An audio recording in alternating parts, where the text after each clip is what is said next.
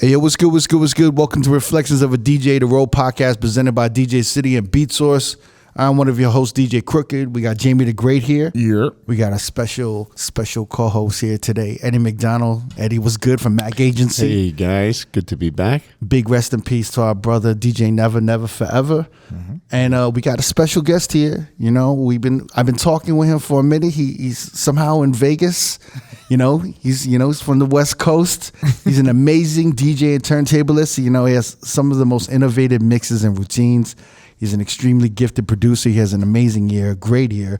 He's also part of the legendary West Coast hip-hop group Jurassic 5. And now he has his own cookbook, tour guide. We're going to hear about this shit. We got LA's finest DJ Numark in the building. Hey.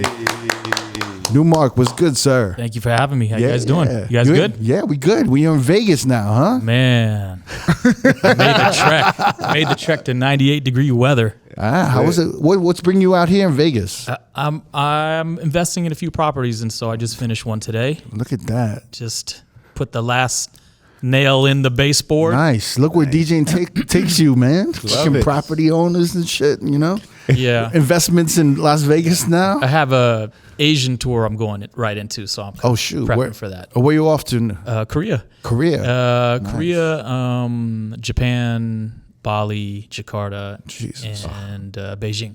How long is that now? How long is that tour? It takes me to like the 15th next month. 15th? Yeah. Holy shit. Is it like 3 weeks? Or but I don't leave till the 6th of June, so yeah. Oh, okay. I'm kind of moving quickly. Yeah, you were telling me your favorite food of all time is Korean, right? That's top 3, man. Yeah? How is it out there? Korean's top 3. I heard, but everyone in Korea says that LA Korean barbecue and Korean food is actually better than Korea. It's better than Korea. Really? And I've been there a few times, and I've talked to all the promoters. I'm like, okay, man, the last promoter brought me to his favorite spot. What's your best Korean barbecue? And they take me to spot, and it's good. The cuts of meat are good and all that, but LA is just not that K-Town. Wait, what's what's the difference though? The marinade, the flavor. Sometimes the cuts of meat as well. Really? Yeah. Well, I have homies like. Well, my homegirl Alice, who helped me throw my book launch, she's all about the cuts of meat. Like that has to be prime. So right. LA is, man, I don't know, man. There's been like 4 places that I've been to. I'm like, yeah, I'd go again in a heartbeat. Really? Yeah. I just got back from there, and I can't speak on the meat, but it was dope. Pause. Hey, take it easy. Hey, we're just starting, Eddie. We're just starting. Yeah, I know. A little foreplay. Hey, I know. Yo, I swear, I was in Korea only for a brief time, Yeah. but it's like, you know, but I didn't really get to like taste the food out there. Yeah. But everyone's always telling me that LA's killing Korea right now. It's great food. Don't get me wrong. Yeah. Great food. I mean, it just doesn't touch. Is that your favorite stop in Asia and stuff? Tokyo. Tokyo. Yeah. It has to be. For Tokyo food, is right? like New York meets Disneyland. Like, it's just like the mecca of the world. Like it's just I don't know, man. They're just light years ahead of us in technology. And you walk down the street and you see like all b-boys, imitating New York, a golden era hip hop, and then go to the next business and it's country western people in chaps, and then all Asian dressed as cholos, like No way. it's like I gotta go. It's extreme, there's There's a big cholo. respect. Yeah, there's a big cholo scene. In Japan. Yeah. Tokyo. No, Yeah. serious, yo. I gotta go. It's funny because it's in like when I walked through Tokyo, it's like everyone picks their character. Yep. It's like I'm gonna be like the all denim plumber looking guy. Yep. And they just commit to that shit, right? Shit, man. You know what I'm saying? Like it's full committal. That's the perfect word for it. They go in. Commit. Like, they don't look back. This is what I'm gonna do for the rest of my life. And I'm this is who I gonna am. look like a rockabilly for the rest of my life. That's crazy. Or I'm gonna look like a cholo for the rest of my life. That's And they insane. just commit to this character Wow. in Tokyo. And arguably the best records in the world, man. That's what that's and why you love. That's why you mint love. condition. That's why you love Tokyo. Yeah, and in mint condition. But you pay for what you pay for. it, I mean, like 90% of the stores shut down, but it's now all condensed into 1 or 2 different spots. But they're Ethiopian. My God. What do you mean Ethiopian food? Well, I like that too, but no, they're 7 inches. The vinyl. Hey, I was like, yo, That's like- man. Yeah, that's like one Wait, of the what do you- toughest genres to collect. Really? It's Like, the most expensive, and you'd be lucky to see it in a VG or VG Plus condition. Wait, I've never heard of like the Yeah, it's the Ethiopian the most beautiful music in the world. man. Really? It's like Yeah, we were talking briefly about it. It's like one of those genres. I'm like, when I learned what it was, I'm like, what? Because I think I asked the taxi driver years ago in Vegas. He's like, "Oh, this is from my country, Ethiopia," and I was like, "Wow!" And then I would always kind of keep an ear out for it. It's Mark said, like, it's beautiful. Wait, what does it sound like? it's Can like I- the Middle East meets our Western funk, meets African, obviously Right. music, and it soothes your soul, man. It's beautiful. Is there like a BPM it's in? It's kind of all over the It's place. all over the place. Nas and Damian Marley sampled, very famous Oh, yeah, one. right, As We Enter, Mulatto yeah. was like the claim to fame, but it's like you could put it on and it just put you right in the mood. You're ready to vacuum for hours. So if I ask you for the top 3 songs in that category, what would they be? Your top, I wouldn't your favorite. know. I wouldn't Yeah. know top 3 because I can't pronounce a lot of them. That's the thing. But I have joints, but I'm like I don't know how to pronounce it. But I have a lot of joints. But Wait. and here's the other Yeah. thing: they're hard to come by. They're really really tough to come Are they by. on Spotify and shit? You can hear all this shit? Yeah, well, a lot of comps put them up on Spotify. and stuff Wait, like that. what's one I could hear really quick right Just now? put on Mulatto? just throw on Mulatto, Mulatu. The lines are beautiful.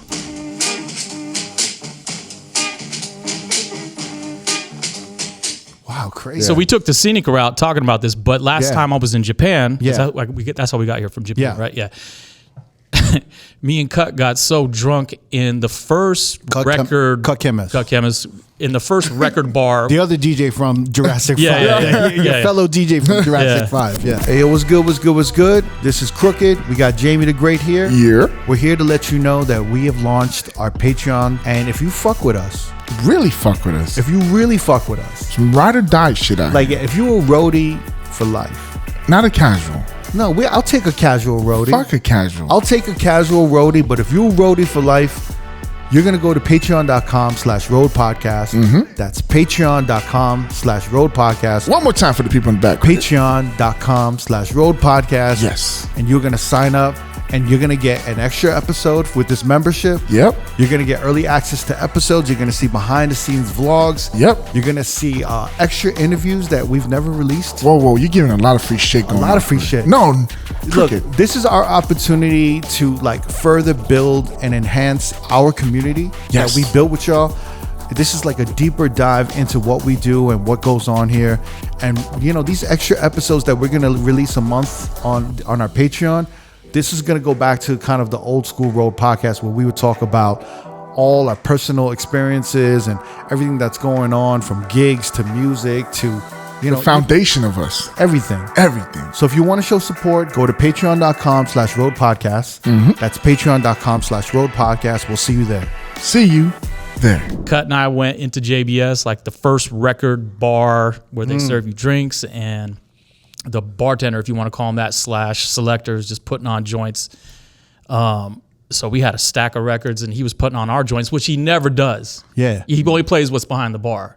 So he kind of commands the ship, which is really dope. Yeah, but how did he start There going was on it your like this? pile? Yeah. We were drinking, and he played our record. He played a Jurassic 5 record. We're like, what's that Shit. doing in all this CTI Right, jazz right. shit Oh, back wow. here? So he pulled out our EP, and we started laughing, and then So he recognized y'all? Or no. Someone else They told that was him. with us, like, Yeah. you have this, like, kind of trying to fuck with him, and he played it. And so then Cut, I think, put his bag on the bar. Yeah, yeah. And he was like, oh, these guys collect. And so then he kind of like warmed up to us. Wow. And then we started playing Ethiopian records, and it was just like the best shit ever. That's fucking crazy. I thought he put his bag up and the guy just wanted me to start going. See, but this is why I don't like Spotify. Like, not everybody wants to be a DJ. That's why I don't fuck with Spotify for a lot of other reasons, how they treat artists. But Yeah. I don't want to be a DJ. Rick Rubin was just saying this. Like, I don't want to curate. I just worked. I just came off a tour. I want to chill and like let the algorithm work for me. And so that's what this dude is doing. He's just like, and you're like, yep, I remember this record. It's great.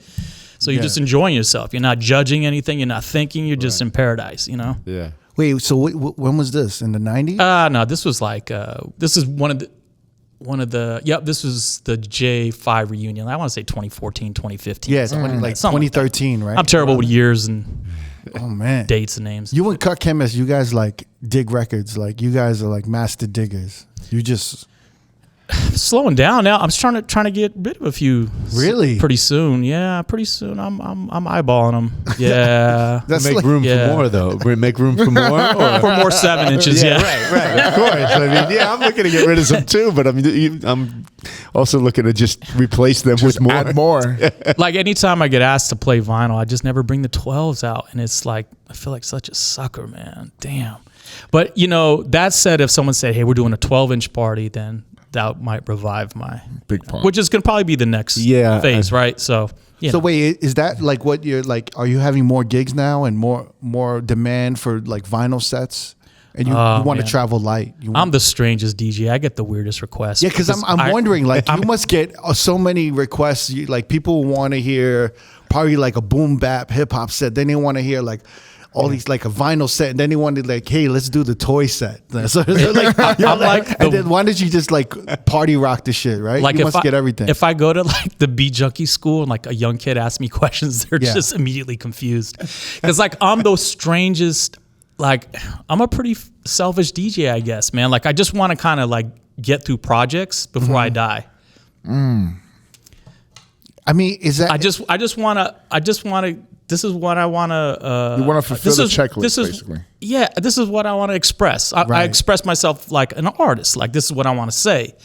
So to answer your question, sometimes it is the toy set. Sometimes it's like we only want you to play 7 inches new, and then other times it's like, hey, this is kind of like an upscale crowd.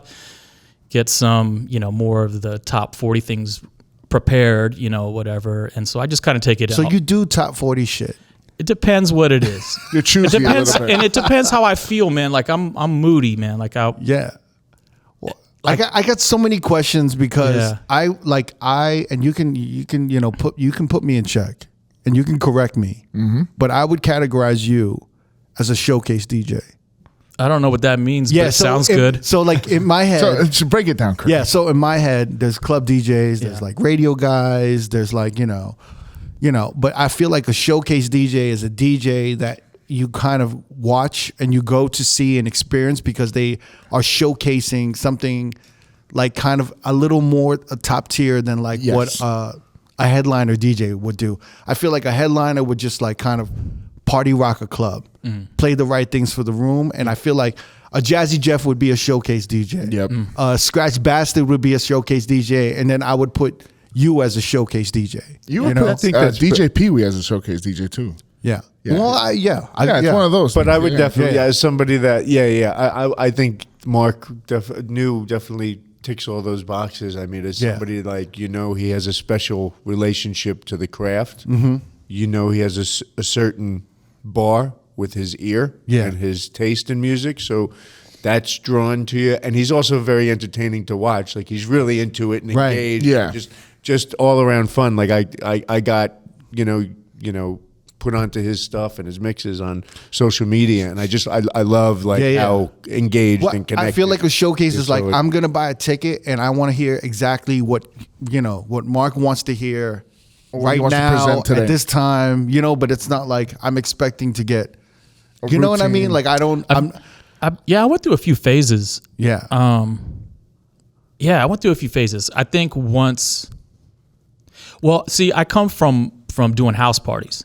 On the West Coast, and I don't know, East Coast was all block parties, I guess, right? I mean, the early. How early are we talking about? Well, we did house parties. 86, 87, 88. I mean, I think there were clubs, there were like bars, there was clubs. I was too young for a club at that age, so it was house parties for me. So you're saying like house music? No, like a house party. Like you're showing up to like old school. Yeah, like when I would tell you I DJ house parties, you're like, oh no, you didn't. Like those don't count. But I'm like, no, it's a big thing in LA. Like, so like somebody's crib and shit. Someone's parents are out of town. They break out the jungle juice. Yep. Yeah. And you got 7 to 10 crates of records on deck. You're from North Hollywood. Yeah. In LA. Yeah. And you got to have your request. A request is a normal thing. Yeah. And weaving it into the set is a way to become an artistic, creative DJ. Really, back then. So I kind of laugh now when you see all the memes like, I don't play, request, and they showed like the guy in a hand, Right. So I'm like, oh, if you could weave it in, it's kind of dope though. Like, but so I lose that argument every time with other DJs. So I'm not it's very more popular. Like how you present but it is what you're going. It's how you present it, as long as it's not super left field. Like, I think it's a balance. Yeah. I think now it's a little like I think after the pandemic, it became when the Bad Bunny requests started coming in. I think screen on the phone. Yeah, because you knew it wasn't really coming from a place. You can tell when somebody just really has a need to hear a song, and sometimes it just becomes a fucking charade of itself. Like do you guys get that a lot with the screen on the phone thing? You guys, really, dude, what the fuck? Is that like most? I don't really get that much. Is that mostly a Vegas thing, you think, or is that like a popular club? It's thing? funny. I just went. Mayor Hawthorne was just here. He just did a show at a Zillow pool, and we pulled up. We went to the show, and he fucking killed it. But like between songs, a woman from the crowd goes up and starts requesting that he do the walk next because she has to leave, and like everything. He's like, it's all about her, and he's like, honey, if you make a request, you better put some money on the stage. Right. But I'm like, welcome to fucking Vegas. But it's funny because Crooked trolled the shit out of like some Bad Bunny requesters with his song, which it was. Like people, the Play Bad Bunny song. Play Bad Bunny. He did a song called "Play Bad Bunny." I got a lot of a lot of respect for you guys, man. I don't know how you guys. I mean, I'm being completely genuine. Like I don't know. What do you mean, you guys? What you mean? That you guys can that you guys can sustain in that environment. What you mean by you people? What are you categorizing? It's the true test of like. Well, it sounds like you guys can do anything, man. Shit, I don't know. I don't know if I'm cut out like that. We are DJ whores. We're not showcase DJs. Yes, like you got like you play. But I don't know, man. It's like the grass is always greener, right? Like I've seen DJs tear shit down on some top 40 shit or some heavy EDMs. It's just stuff that's just out of my wheelhouse or whatever. And I just look at it and I'm, and I got like, the homies, let's bounce. You ready to bounce? And I'm like, nah, this is crazy. Like, what the fuck is wrong with Nu? Like, it's like, no, I'm just like tripping out right now. This is some bugged out shit. Like, I don't know. It's the grass is always greener, I guess. But I just have so much respect for so many DJs, and I'm always trying to learn. Yeah. That's really the main thing for me. Like, if people were like, like, hey, what's your plight at this age in DJing? I was like, man, I just want to absorb it. Like, that's why I started doing Red Bull 3 style with Jazzy Jeff and Scratch Bassett and Craze.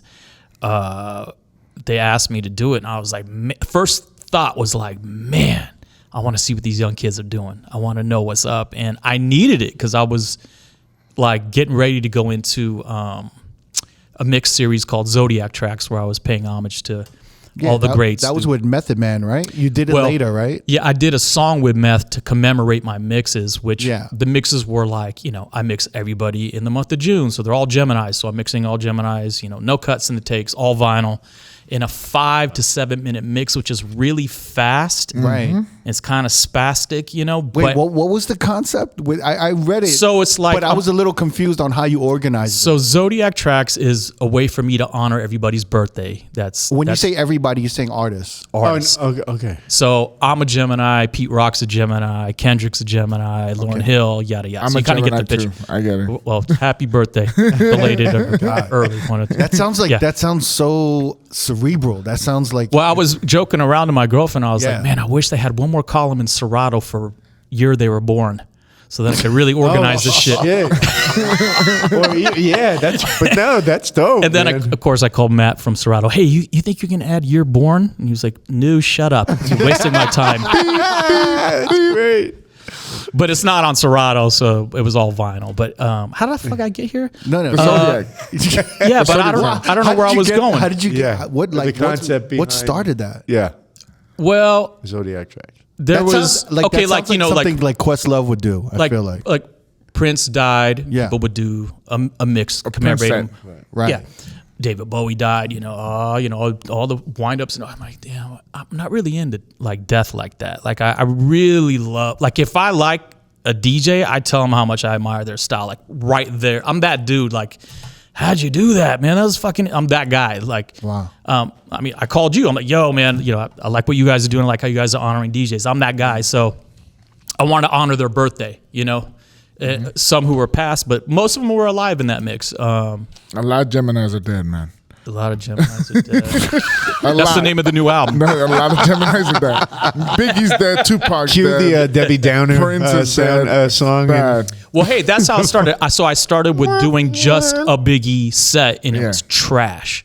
I was like, damn, what the fuck is wrong with me? Like, this is not interesting. You can do way better than that. I'm like, wait a minute. My strong point is my transition. So why don't I bank on that? And so then I was like, oh, I can go from him to another artist who's a Gemini, and it just clicked in. And then to commemorate it, to answer I was working on a show with Method Man called Drop the Mic, which is a comedy show where celebrities rap battle against each other. And so I was like, yo, Meth, can I put these headphones on you? We were like in a break, whatever. I got a song. I told him the concept, and I was like, I want to commemorate it. I want to do a song called Zodiac Killer. And he started moving and doing his meth dance. And still to this day, the most memorable recording session of my life, though, man. He knocked it out in one take, but it was really... In one take? Yeah. We had one technical thing, like a pop on the mic. That was nothing. But he walked into my studio like middle of the night. You know, I was like, come on through. He was ready, but he must have been like really in his chi, because he walked in, went to the right set of headphones, turned it up to the right volume, and just delivered. And I was just like, yo, I could have saved so much more time. So much more time in my life if I just worked with meth. Yeah. Oh my God. No shot to anybody. No, that's not a diss. I mean, I'm about to take forever to do my shit. Do you ever wonder, like, I listen to your production and I mean, your production on some of your LPs, your albums, and your EPs, it's like really beautiful. It's really great production. And then, you know, your DJing is amazing as well. Did you ever think, like, if I just focused on one thing, it would have been better than juggling both? Sometimes you trip me out because it's been on my mind the last 2 months, like recently. Yeah, because you look back in your career and you're just kind of like, wow, if I just put all my attention to one thing. You're right on it, bro. You're right. I mean, you are like right on it. You're like, your finger is right on the pulse. But you're fucking Gemini, so you can't stay with one thing because you get bored quick. Here's the problem. Here's the problem. I started out producing first. Right. So I would sneak a Roland 606 into my band class when I was in 7th grade. Crazy. My best friend played bass, I played drums. So when like the orchestral director was working on horns, I'd be like, yo, Chris, check out this program I made. Does it sound like the Herbie Hancock shit? Like trying to mimic shit. You know, you're young and, you know, just trying to figure shit out. So I started out programming first. And then once I saw my boy Chris's uncle DJ, who would go back and forth from New York bringing records back, and, you know, obviously way pre-internet, they would have songs 3 months before we'd get anything on the West Coast. So it was really exciting. Like, so at that point I was just split right down the middle, and drums just took a back seat. Yeah. So that was my sacrifice. So I just stuck with those two, and 2's my lucky number. It's so interesting though. Like, I saw in an interview with you and Talib Kweli, and you brought up Grav in Chicago. So I went to the Art Institute of Chicago for 2 years. Oh, damn. And I was kind of making beats. Full ride over here. And I was working with these like rappers, these local rappers in like Southside Chicago. And I remember one of them was called Pugsley. They were just like these like local, very young rappers, like West Side Chicago and South Side. Right. And I was at the Art Institute, I had their studio. So they were like, I could rent out 8 tracks, 4 tracks. And they would come in, we'd like record all night. And we'd just be like, I'd be making beats, and I was kind of getting, and this is like the exact time when Resurrection Common came out. Yep. So it was like 96, 90 something. One of my homies that went to the School of Art Institute of Chicago, he was rapping, but his favorite rapper was Grav. And we were like listening to him. We were like, yo, this dude. And because we're in Chicago, we're like, yo, this dude's the next one. Yeah. And I think he had a track produced by No ID.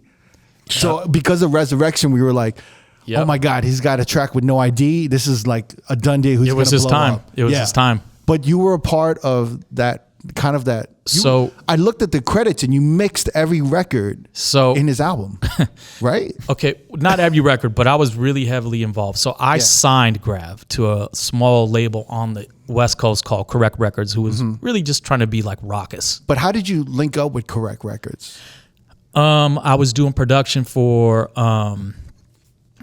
this kid Kev, who was in a group called Manish at the time, and he was like, "You should really talk to Ian, the owner of this label. He's trying to kind of get things off the ground." So you were juggling DJing and making beats at this time? And I was already in J5. And okay. And I was going to X-ray school. Oh, wow.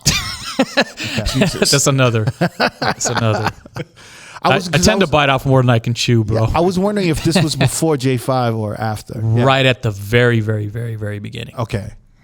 So they were like, we need help. We need to bring in artists, but we need you to do college promo. We need you to do mixtape promo.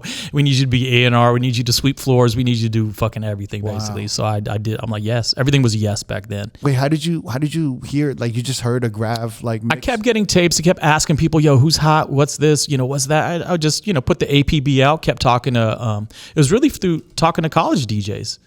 Kept asking them, what's up with this? What's up with that? And then for whatever reason, I got a sweep of Chicago shit.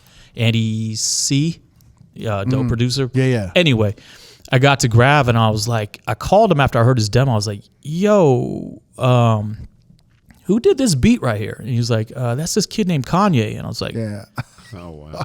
If you do the rest of the record with this guy, we'll sign it. We'll put it out. So we gave Kanye a check for $8,500, and that was Kanye's debut production on any record label. So did you fly to Chicago? Crazy. No, I flew to New York to record with them. We all flew to New York and brought in like Cool Fash from the Beat Nuts. Oh, wow. Grav's whole crew, Kanye, of course. So I was there to oversee it, and they wanted me to do cuts and scratches on a few songs. Sixth Thoughts, I believe, was the name of the joint. I did cuts on a few things. The production was incredible, and we finished the record. We put it out. Didn't do a whole lot, but there was great joints on there. Like, it's a good underground record.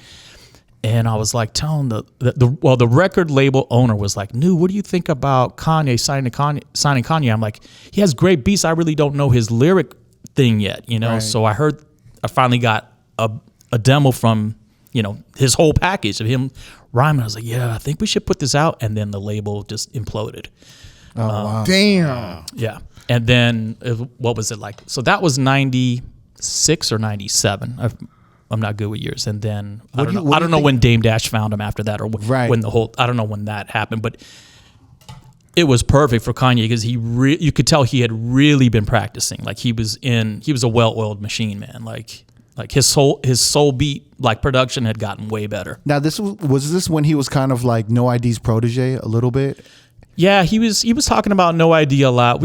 I have a recording of all of us like arguing about who the best producer was at the time. Is it Q-Tip? Is it Pete Rock? Is it Premier? Wait, so who was your favorite producer at that time? Do you remember? At that time, I was all Q-Tip, man, because he's just the best loop selector in the world. Right. Man. Like, I mean, it was him and Large Pro, really, for me. I mean, this is before all the technology. Everything's in key and in tempo, and there's like no technology. And I'm like, and the best record sampled in the world. I'm like, man, this is insanity. And they, people don't talk about this enough, but Q-Tip got some of the best sampled drums. Hell yeah. He got some of the best sampled drums. He's a mastermind. No one ever talks about that shit because all his drums were kind of sampled, but they were all great. Yeah. That's insane.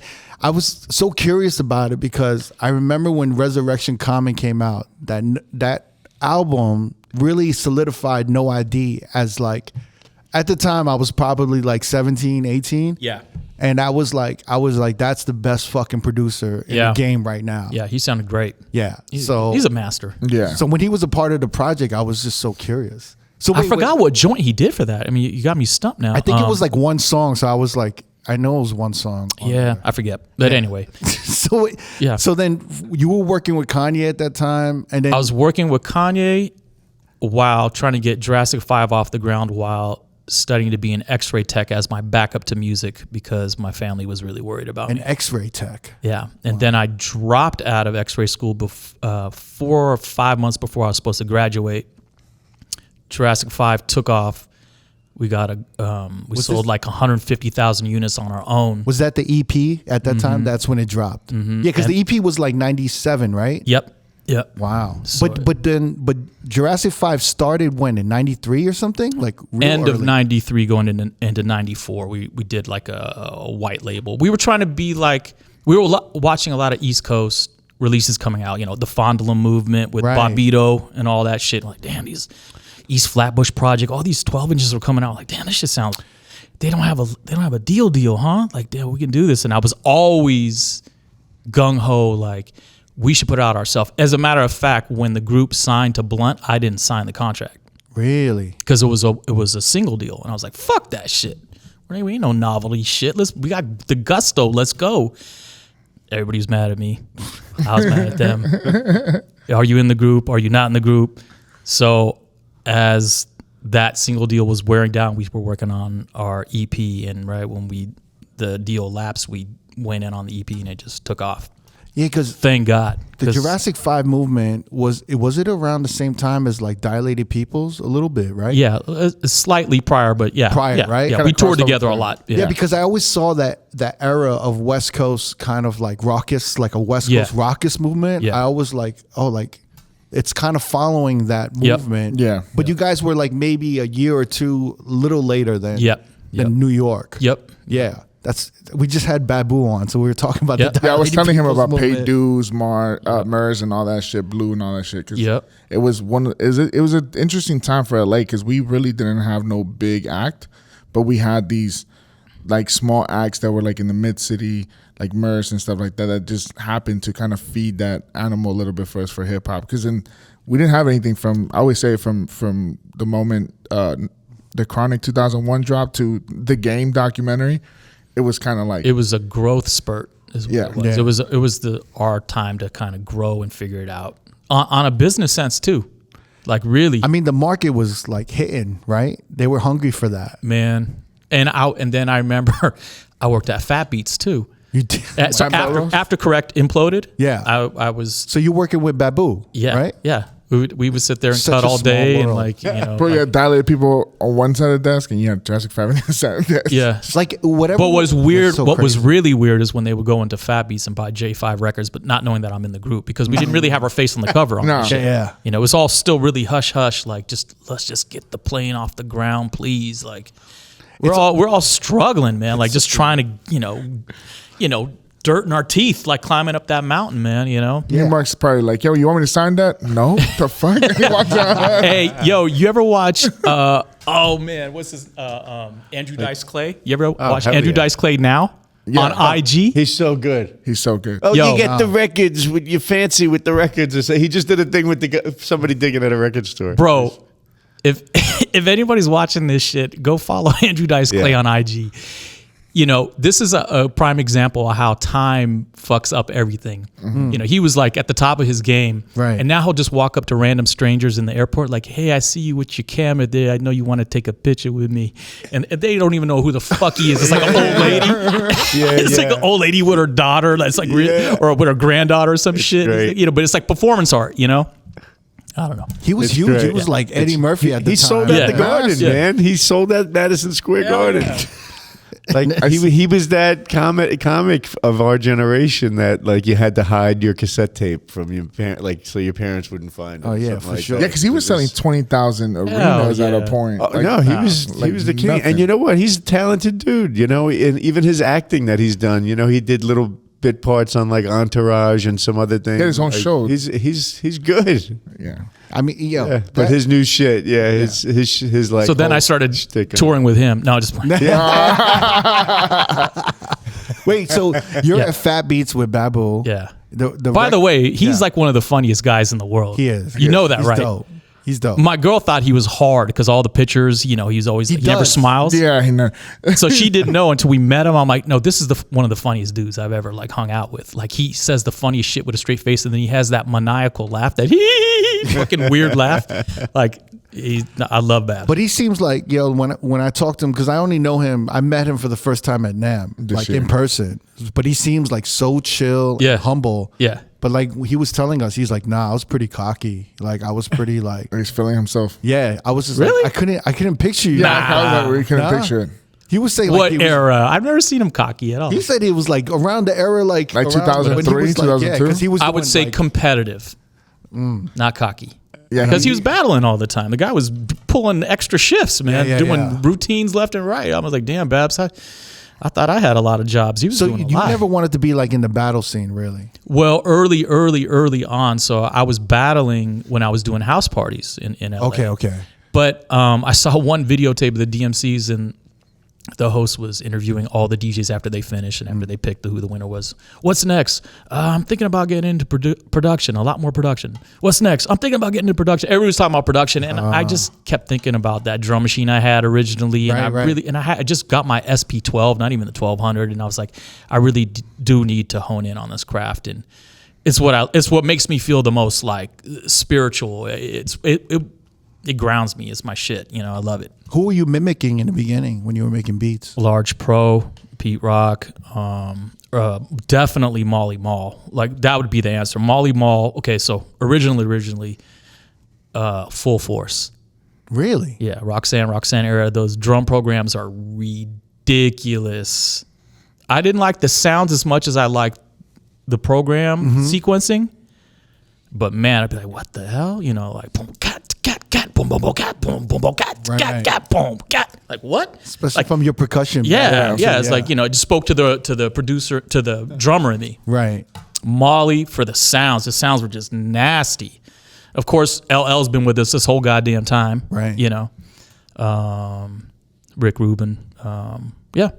Wow. So Howie T. All those dudes. So when you were doing Jurassic 5 and you were making the EP and, you know, probably making the album, did you ever ask Kanye, like, you want to produce for Jurassic 5? No, it was so separate. It was a really weird time. Everything was so separate because it was a different sound too. And the guys in J5, well, I really got along well with them because each MC was it was like talking to an encyclopedia, and I've never had been around that before with MCs. Yeah. It was usually like the DJs that are more like that. Like, hey, you see this Chill Rob G record? You know, did you hear the Mark the 45 King production on this? He looped this crazy Bugs Bunny shit. Like, what is that? Do you know this? You know, nerdy conversations.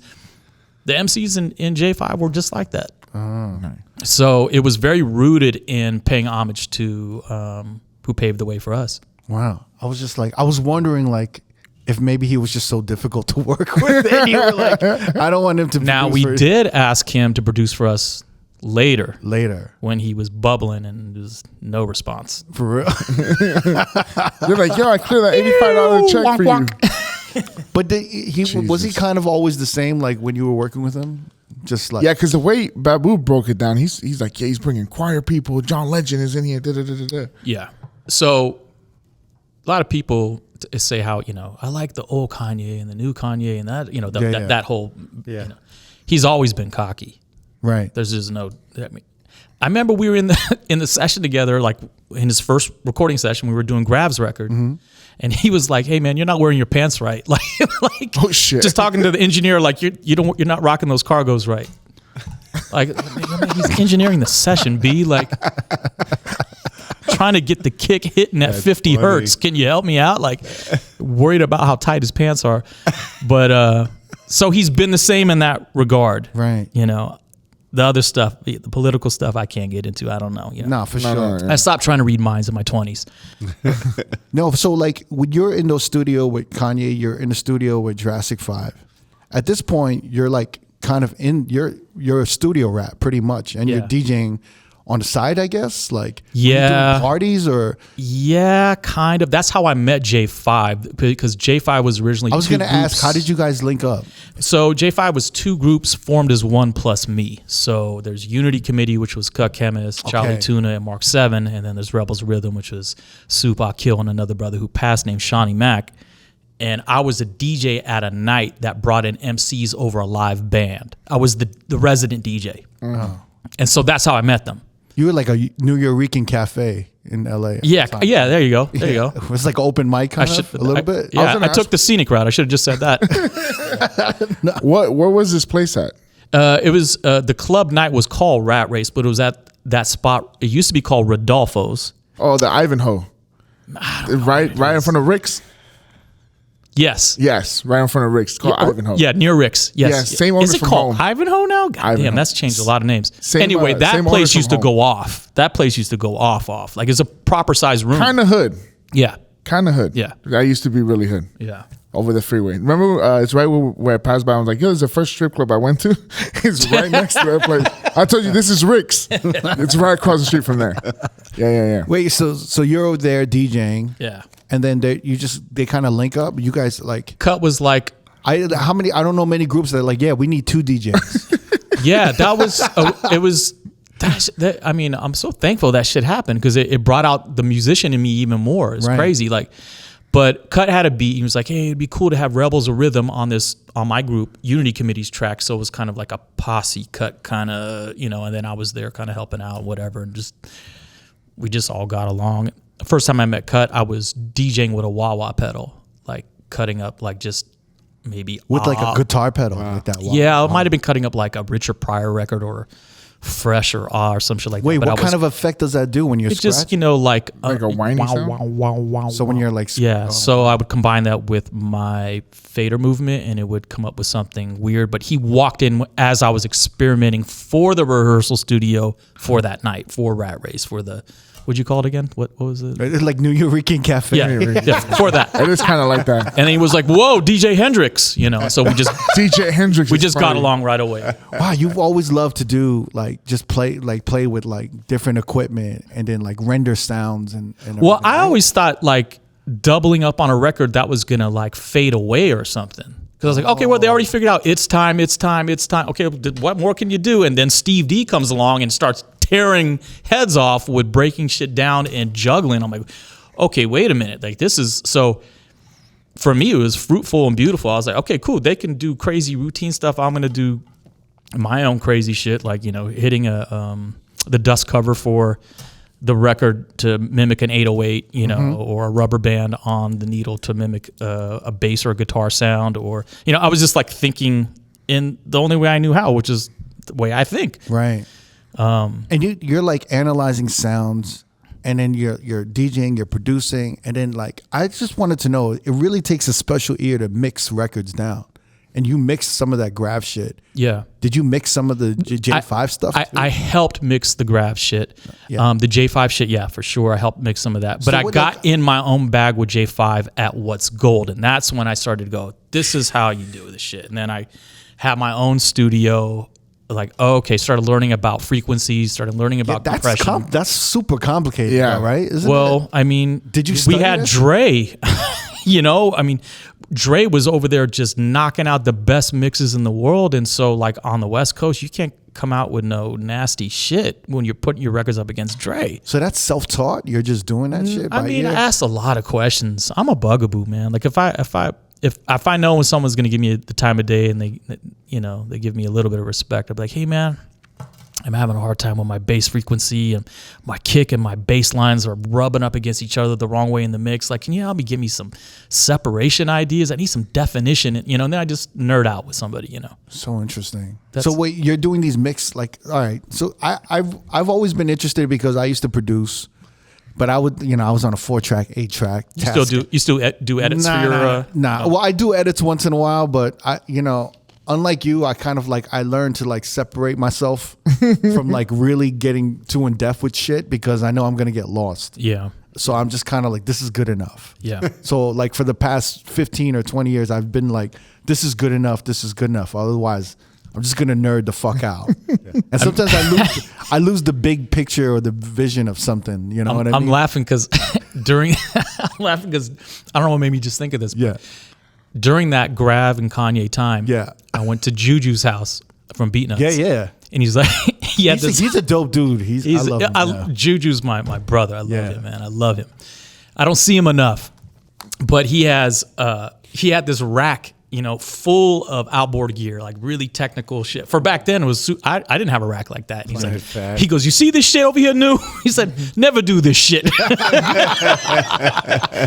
I started hollering, and I was like, I'm never gonna do that. Sure enough, 24 years later, I'm doing that shit. I'm doing that shit like I'm remodeling my studio right now. I'm like going way ham. So it's like Mike Dean, you're just like changing frequencies of snares. Yeah. Oh my God. Yeah. I can't even imagine. Yeah. Like mixing records down like it's a different type of ear. It's a different type of I don't know how you trade all these hats. It's like I would get so confused. Like It's 'cause I from get- producer Yeah. to like I get mixing bored. engineer to like DJ. I get bored. If I DJ too much, I get bored. If I Really? produce too much, I get bored. What do you get bored of? Like hearing yourself? I get bored of competing with myself. Well, can you explain that a little bit? Not bored. I get tired of competing with myself. It wears me out. Can you explain a little bit? Well, you're always trying to outdo what you last did, right? And so every now and then you need to take a break. I don't really have a hard time when someone goes up and is like smashing a DJ set better than I am. I have a harder time when I know I could do better. Yeah. That's when I'm really pissed. Yeah, That's well, when you'll yeah. probably the only time you'll see me upset. I fucking do better than this shit. What the fuck, Yeah. We're our own worst enemies. Don't get it twisted. No, it's true. And it takes you your whole life to sound like you. So Yeah. that's a good Yeah, point. it's more than recently. I've really had a hard problem. Like whenever I DJ, and everyone's like, "Yo, you killed it. You did well." yeah. And I'll just focus on like the 2 or 3 things that I fucked up on, and they'll be like, and my energy, I should just be, just be like, "Oh man, thanks." I'm just like, I don't know, man. I fucked, and it just changes their energy. It's like, oh well, I thought it was dope. It was fun. My favorite And meme. I just, and I just focus on the. It's the worst shit. Yeah. My favorite meme of 2023 was like it's a grown man with a hat. With this hat. With a hat like yours, B. Yeah. He's curled up, fetal position. It's the lifestyle of a DJ, 2 modes. Yeah. It shows one mode, he's raging at the party. Next mode, damn, I could do that mix Yeah, better. right, So yeah. I'm Oh, yeah, curled yeah, up yeah, like this. yeah, right. Fuck, I fucked that transition up. Like, it's true. It's not even, for me, it's not even the transition. It's like I should have went this direction, and maybe I stayed there a little too long, and I should have switched it up, or I should have went that way. Well, then you should hang out with me. You won't feel bad at all. Wow, so you literally, you do that to yourself, and then you just, I got to change. I got to like switch and like focus on production. It's my way of taking a break. I guess I'll say it like that. I need to, like, not this last project, the project before my book, Run for Cover.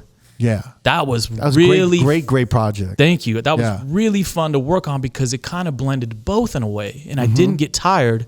And I play every song from the album in my set, which I never fucking do.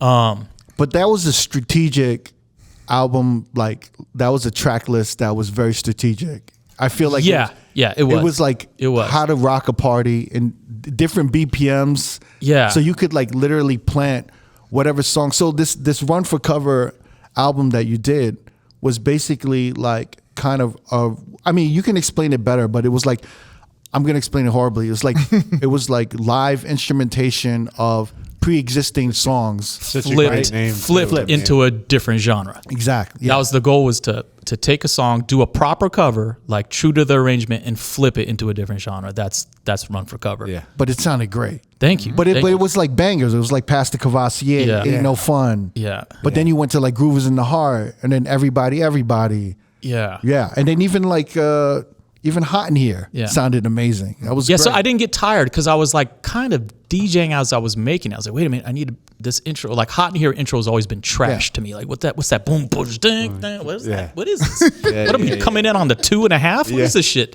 So For like real.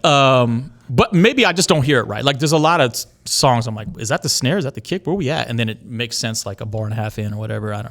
You would think I would know being a drummer, but for some reason I get lost. But I mean, you made like a live edit pack almost. yeah. Right? Well, the thought was like, I want to stay true to a cover, and it'd be nice to own a master to something. I can't own the publishing, right? But it'd be nice to own a master to something cool, and then I can license it out to someone who maybe they don't want to, spend the $500,000 on the original version. Yeah. No, Yeah, I was- I'll meet you halfway, baby. yeah. Wait, so what? So like, what is this considered? Interpolation? Is No, it covers. It's just covers. Yeah. So is it easier to clear? There is no clearance. There's no clearance. See, the fucked up thing about our music industry and what's left of it is that it's much harder to clear a half a bar sample versus me just redoing Past the Cavassier or redoing Everybody. Is that why Dre would like redo samples? That's like, different. So Dre that would do be an what- interpolation. That's interpolation, right? Okay. Right. So what he does is I mean, I guess it's similar in some ways. He's killing the pub side. Excuse me, he's killing the master side. Right. So he doesn't have to pay Polydor Records for James Brown's guitar line or bass line because he replayed it. But he still has to pay the writers, the publishing on it. So, yeah, I mean, it's a way to kind of keep on moving. Most people start their career with covers, you know, and then they start writing songs. I did it backwards. But I'm having fun doing it, so that's all that cares. You know, that's all that matters. And I didn't get winded like we were talking about before. Like I was like, oh, I feel like I'm DJing as I'm making beats. So it was great. But also there's like more collaboration too, right? So it's more interesting. Like almost every song was a different collaborator, right? Well, that was a vow to myself. Like after J5 disbanded, I was like, I want to collaborate with as many people as I can before I leave Earth. I want to learn, going back to learning, I want to learn from how does Full Crate program drums? What is he doing? Oh, he brought out he brought out a electric bass on this. Oh, why did he do that? Why did he pick this kick? Why did he ask me for a different kick? Right. You know, I'm always kind of like trying to figure it out. Wow. So were you guys in the same room working together? Yeah. He's fun. He was fun to collaborate with, man. We did that over a span of like 2 weeks, you know, in and out of us touring and stuff like that. Okay, come over. All right. I got an idea. Let's go. Yeah. So did you come out with this track list in mind or like initially? Yeah, I had a folder. Knowing that you could possibly not clear one of the songs? Or? Well, there's no clearance. So here, okay. because when you see, I didn't finish it all. I was supposed to sorry. say. So when you cover something, as long as you're true to the arrangement, there's no real clearance. There's like a license, but it's just like, hey, just to let the administration know, hey, this is what it is. It's a cover. It's kind of let the powers that be know that this is a cover. But I can't claim any publishing. I can just claim the master because it's a new recording with new sounds and new instrumentation, so on and so forth. So you get no publishing? No pub, no. Oh, but you get the spins or plays, streams. Yeah. Oh, wow. Yeah. Interesting. Yeah. So like you came up with this yourself, or were you talking with the collaborator and being like, what do you want to remake or so do? The first one I did was Hot in Here with the Traffic out of Australia, and I was like, man, this came out pretty dope. Like, all right, I could fuck with this. We just need to mix it. And I played it for Full Crate, and he's like, no, this is crazy. He's like, let's do that one. I'm like, it's done. He's like, I want to do that one again. Like, he was saying some shit. And then I was like, okay, what about this? And so I played him a folder of some of the ideas that are on the album, a lot of the ideas that are on the album. And he's like, yes, let's go past the Gavassier. Let's go. Because we're both Middle Eastern. He's Armenian. I'm Iranian. Oh, wow. So it made sense for us. We're like, let's flip this shit on some Middle Eastern shit, make it bang in the club. So it just made sense. And are you going to work on a second one?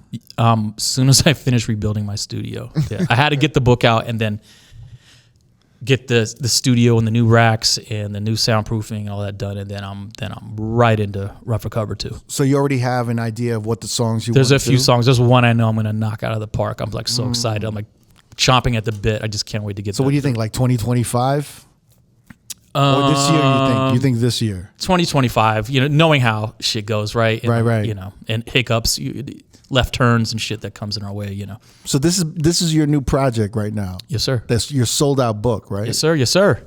Interesting. You're sold. And you publish this yourself? Or? Yes.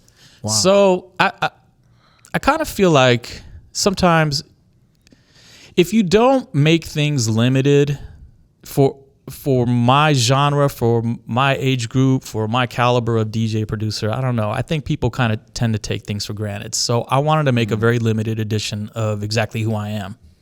And so the book is called Amu Nu, which translates to Uncle Nu in Farsi from my Iranian side. Iranian on my mom's side and Czech and Polish on my dad's side. Yeah, I looked up your last name and I was like, I knew Confusing. you were Middle Eastern, and I was like, but this is like a Polish last name. Yeah. And I was just like, what's going on with this guy? Yeah, so the book is like a memoir about my upbringing. I talk about house parties. I talk about how I met Jurassic 5, but it's a cookbook of my best recipes, my best Persian recipes. Crazy. A travel guide for the best Middle Eastern food around the world, and everyone from Fred Rec to Pasta News to DJ Premier, Russell Peters, like a bunch of homies, DJs, entertainers. Oh, you just collected their favorites as well. Their favorite. Oh, this is my falafel spot. This spot in the city is crazy, you know. And there's spots in Egypt. Egyptian Lover came in and gave me a spot. A bunch of people came in. It was very generous with their time. And Crazy. The back of the record is a 7-inch flexi vinyl. That's crazy. There's there's so many things involved in this book. It's really nice. It's not just really, a cookbook. really It's a nice. tour guide. It's like a memoir. There's all these things. There's a mixtape. There's right? a mixtape that goes from 1969 to 2024. Oh my God. And it's rare Middle Eastern joints all the way up to like slappers and edits, you know. And the 7-inch in the back is a Middle Eastern production. It's like a flexi like vinyl that you would see in like old magazines. Oh like, man, that's so dope. No. yeah. How long have you been working on this? Well, I went in on it about 3 to 4 years ago, like conceptually, like the mix. I started with the mix. That's really the heartbeat of that book, of that project. Of Amu Nu, the mix is the soul. And I was like, ain't nobody give a shit about mixes these days. Like, no one goes, hey, I went and checked out your mix. Like, I feel like mixes are getting repurposed on YouTube. I feel like there's a new generation that's just watching YouTube for like music these to new my mixes. that's music to my ears, man. Yo, like we were talking with Camilla, right? And just every barbershop, every home in every country, Yeah. they're not listening to music on Spotify or Apple Music. They're listening to it on YouTube. That's great. So like all of these younger kids or like younger DJs, they're actually doing all their YouTube sets. And that's really, It's beautiful. YouTube is like the new mixtape kind of platform. Yeah, they're mute DJs. happy on YouTube too. They'll mute the hell out of you. But Yeah. just the fact that people are going anywhere to listen to an hour to 2 hours long of music is I mean, as long as you beautiful. don't monetize shit, I Yeah. think you're being clear Yeah. for the most I part. mean, it's such a sad thing because mixtapes are just such. But do you attribute? Would you attribute that to like shutdown and a lot of people pivoting towards watching DJs do mixes that you could, that would, I don't know, like I think maybe there's a combination of the streaming aspect with Twitch, but also like Boiler Room. Boiler, yeah, You know, like- that too, yeah. I think like every young DJ is actually looking at Boiler Room being like, I want a Boiler Room set. Yeah. And then they're like kind of recreating their own Boiler Room, but like these kids are DJing in like living rooms or like, Yeah. I saw one where they're DJing in an elevator. Yeah. Yeah, I mean, Yo. it's getting a little bit. The Boiler Room thing is like, I don't know. I've been such a fan. And then lately, I mean, I don't know if it's from that whole Dice deal or whatever, but they just have a different vibe to them, they seem now. Yeah. A lot of the more current Boiler Room sets. Yeah, I mean, it's just, it Coming becomes from a different place, I think. it's like you need to get the right, like everyone behind the DJ seems like paid actors or it seems That's like Soul the Train. extras. It's like the new Soul Train or something, right? Where like there's these paid performers For behind me, it's the just DJ. like an instant anxiety attack just watching like that. I'm like, oh God, I would be like losing my mind right now. Everybody move. But this is, so you made the mix and you were Yeah. like, no one wants to hear mixes anymore. Yeah. And So I then- was like, well, kind of like what we were talking about with DJing. Like, well, everyone's going to be spinning doubles of its time. Like, it can't go anywhere else, right? Right. So I was like, well, what can I do? Like, well, where are my strengths? So what do I want to express? Well, this really sounds like some shit my family would play. Mm-hmm. So then the family theme kind of started trickling in. I was like, well, my Aunt Mary sure could cook. And then I was like, oh, maybe I should kind of bring in some of my recipes. And then I was like, well, a lot of people don't know anything about Middle Eastern food. A lot of homies was like, man, I don't even have a spot. I just mess with Asian food. Like one of my homies was like, I just do Asian food. I'm like, oh, okay, cool. So you move on to the next guy. And then I was like, well, I could do a travel guide to kind of educate some people where to go if they're in New York, or if there are, there's an entry in there from Iran, from Iraq. There's spots all over the place. So yeah, it just kind of turned into, and then Roy Choi was gracious enough to write the foreword. Hey, It's amazing. So shouts to Roy. yeah, It's so thoughtful. Like this book that you produced. It's I don't know. It's It really, broke my back. It's hard to Yeah. combine family and music business together. a lot of my relationships suffer from me being in the music business, man. Really? Yeah. How so? You're gone all the time. You're glued to the studio. I don't have time. I'll be in, Venezuela. I'll be here. I'll be there. People get tired of that shit. They're like, I'm not calling Nu. I'm not inviting him to the barbecue. He ain't even home. Yeah. So And then multiply that with your family saying the same shit to you, and you're like, what's gonna give? how does your family feel about this? They loved it. Yeah. The release event was a love fest. It was like my mom going, where's Chris? Chris was the guy who got me into hip hop, the guy who played bass in my, band class, you know, so it was like, where's Charlie? Where Charlie Tuna, we know him from J5, like, and hugging and like, I haven't seen you in years. And my uncle who did the cover, that's a picture of my grandfather who passed away years ago.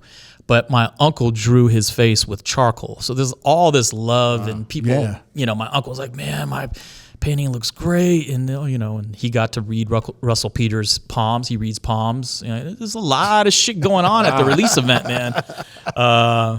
We had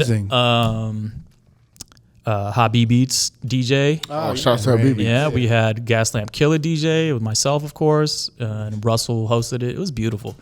That's awesome. Yeah. I'm just happy to get it off the ground. And it was great to combine family and music for the first time ever. How many did you make? I don't tell people how many I make. Okay. But there's a small handful left on my website. I'll put it like that. Okay. Very small handful. Oh, wow. But I never give up my numbers anymore because I'm selling directly to consumer. And I like my shit like paced. Like I want to have like a release and then move on to the run for cover 2 next. You know what I mean? Like I want to this is a limited time. There's only going to be first edition. So if you want it, there it is. I like how all of this work and all of this history and all of this thought came from just a mix. It was like basically a soundtrack to this your whole history kind of. Thank you. It's amazing. Thank you. Wait, so what's the number one recipe that I should For me, the one that I'm the best at and the one that I'm the most natural at is a dish called Koresh Bottom June, which is tomato, garlic, eggplant, chicken. It's a stew that sits for about an hour and a half, and it is wonderful. Okay, I'm sold. Yeah, I could fuck with that. It's wonderful. I'm gonna make that, and a lot of onion, of course. Yeah. No, I'm gonna fuck with that. Yeah. So in your travels, I mean, you've been to so many countries. You've been all over the place. Was that mostly with Jurassic 5 touring with them, or is it like your DJ shit, or is it a mixture of everything? As far as the abundancy of places I visited, is it with J5 or myself? It's been both. When the group broke up, I thought my career was over because I didn't really do a lot of outside projects before J5. I'm talking like collaborations, releases, clubs. But when they broke up is how the toy set came about, really, because I was like desolate. I was like, the phone ain't ringing. Really? Yeah. I was like, well, what am I going to do? Was that like the darkest time for you? Yeah, for me, yeah. Oh, shit. Yeah, I was eating fucking dirt. I was like, what the fuck? Wait, how long do you think? It's hard when you have some success and nothing happens after. It's different when you're young and skinny and you're like just eating Burger King and shit like that. Right. But it's different when you're like been in the best hotels and then go to motels. You're the DJ. I don't know you. Yeah. And then you got to. So I feel like I'm like climbing the mountain right now. Still, I'm in the middle of this mountain. I love it. I love this journey now. I never wanted to be a front man though. So this is like new horizons for me. I'm like, okay, just be you. Like I said before, it took me this long just to learn how to be me, to mix like myself, to make beats like myself. Every time I if there is a situation where like, damn, that guy's great. He has a wonderful song or he did an incredible mix. I just go, he's not you, Nu. I just have to remind myself. I think anybody can say that. And you just be the best you, just get back to work. When did you start realizing that to kind of like? Seriously? Yeah. About 4 years ago. Really late. What was the turning point that? I had already been practicing like me. I had already been doing things that only I could do, but I just didn't give myself credit for it. Mm-hmm. And a lot of people just don't give themselves enough credit because anybody listening, watching, y'all are dope. Y'all are very dope. You just find that thing you're dope at and just keep on shining that diamond. Just keep on going. Trust me, there's light at the end of the rainbow. Light at the end of the tunnel, I mean. But, so when you look at your career, like, and you kind of that first kind of dark place where you were like, oh shit, like, the Jurassic 5 split up. What am I going to do? Yeah. Do you kind of realize there's going to always be ups and downs in your career and like what you're supposed to do? How do you react and how you're supposed to prepare when there is a downtime? No, I thought it was just going to be downs. What do you mean? I thought I was down and done. Well, no, but like looking back now.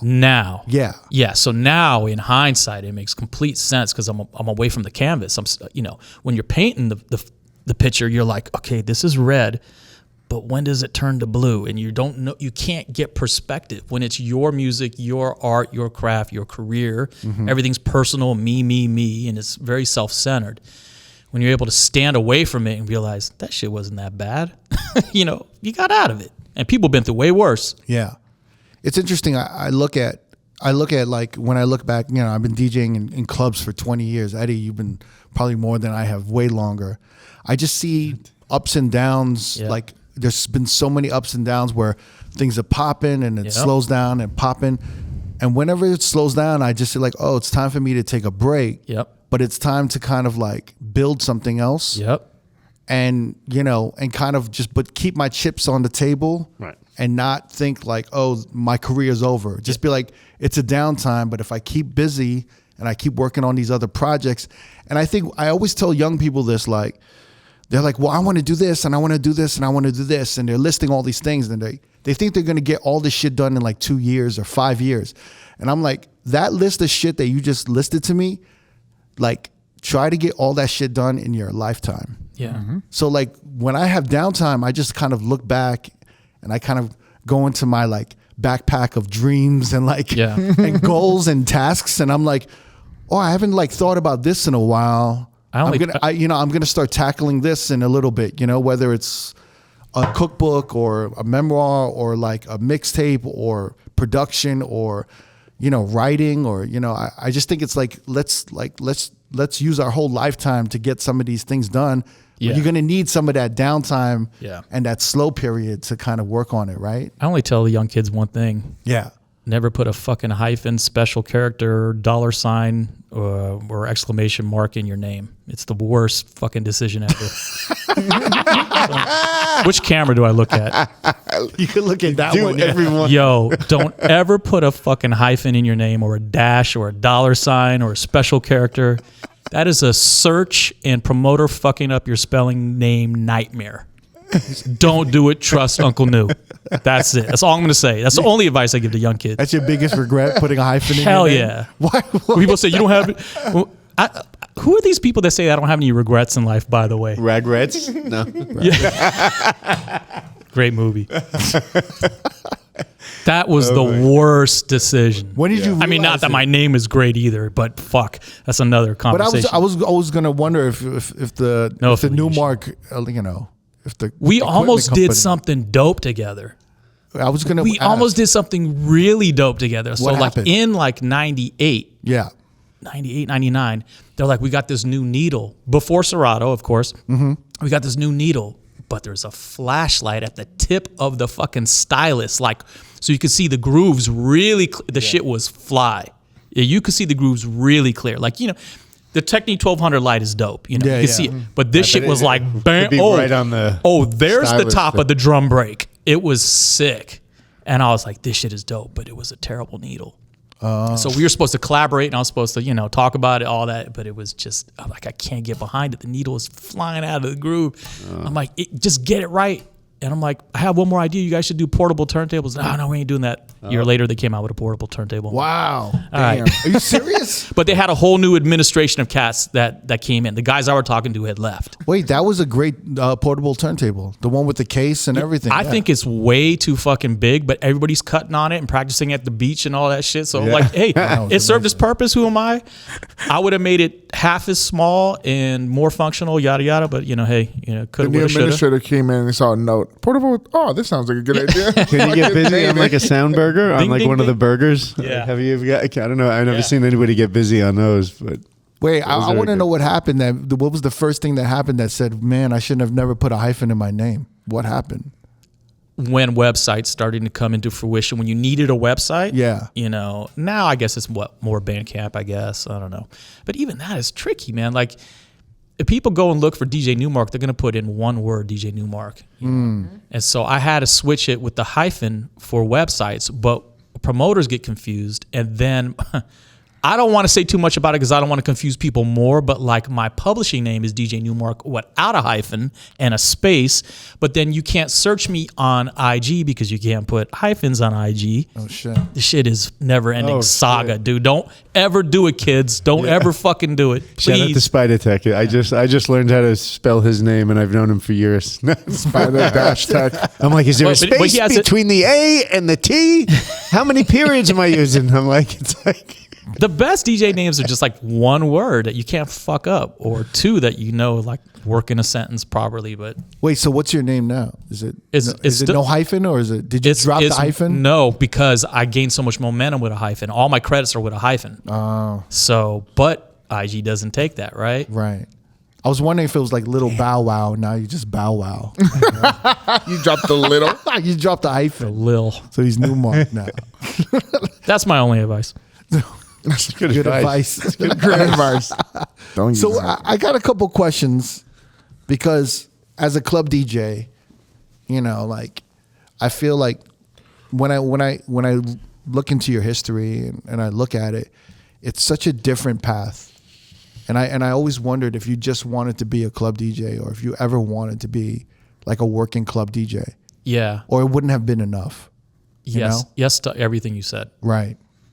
It's just yes. It's always yes for me. Like, I'm not the club DJ in the sense, like, I hear a lot of DJs say,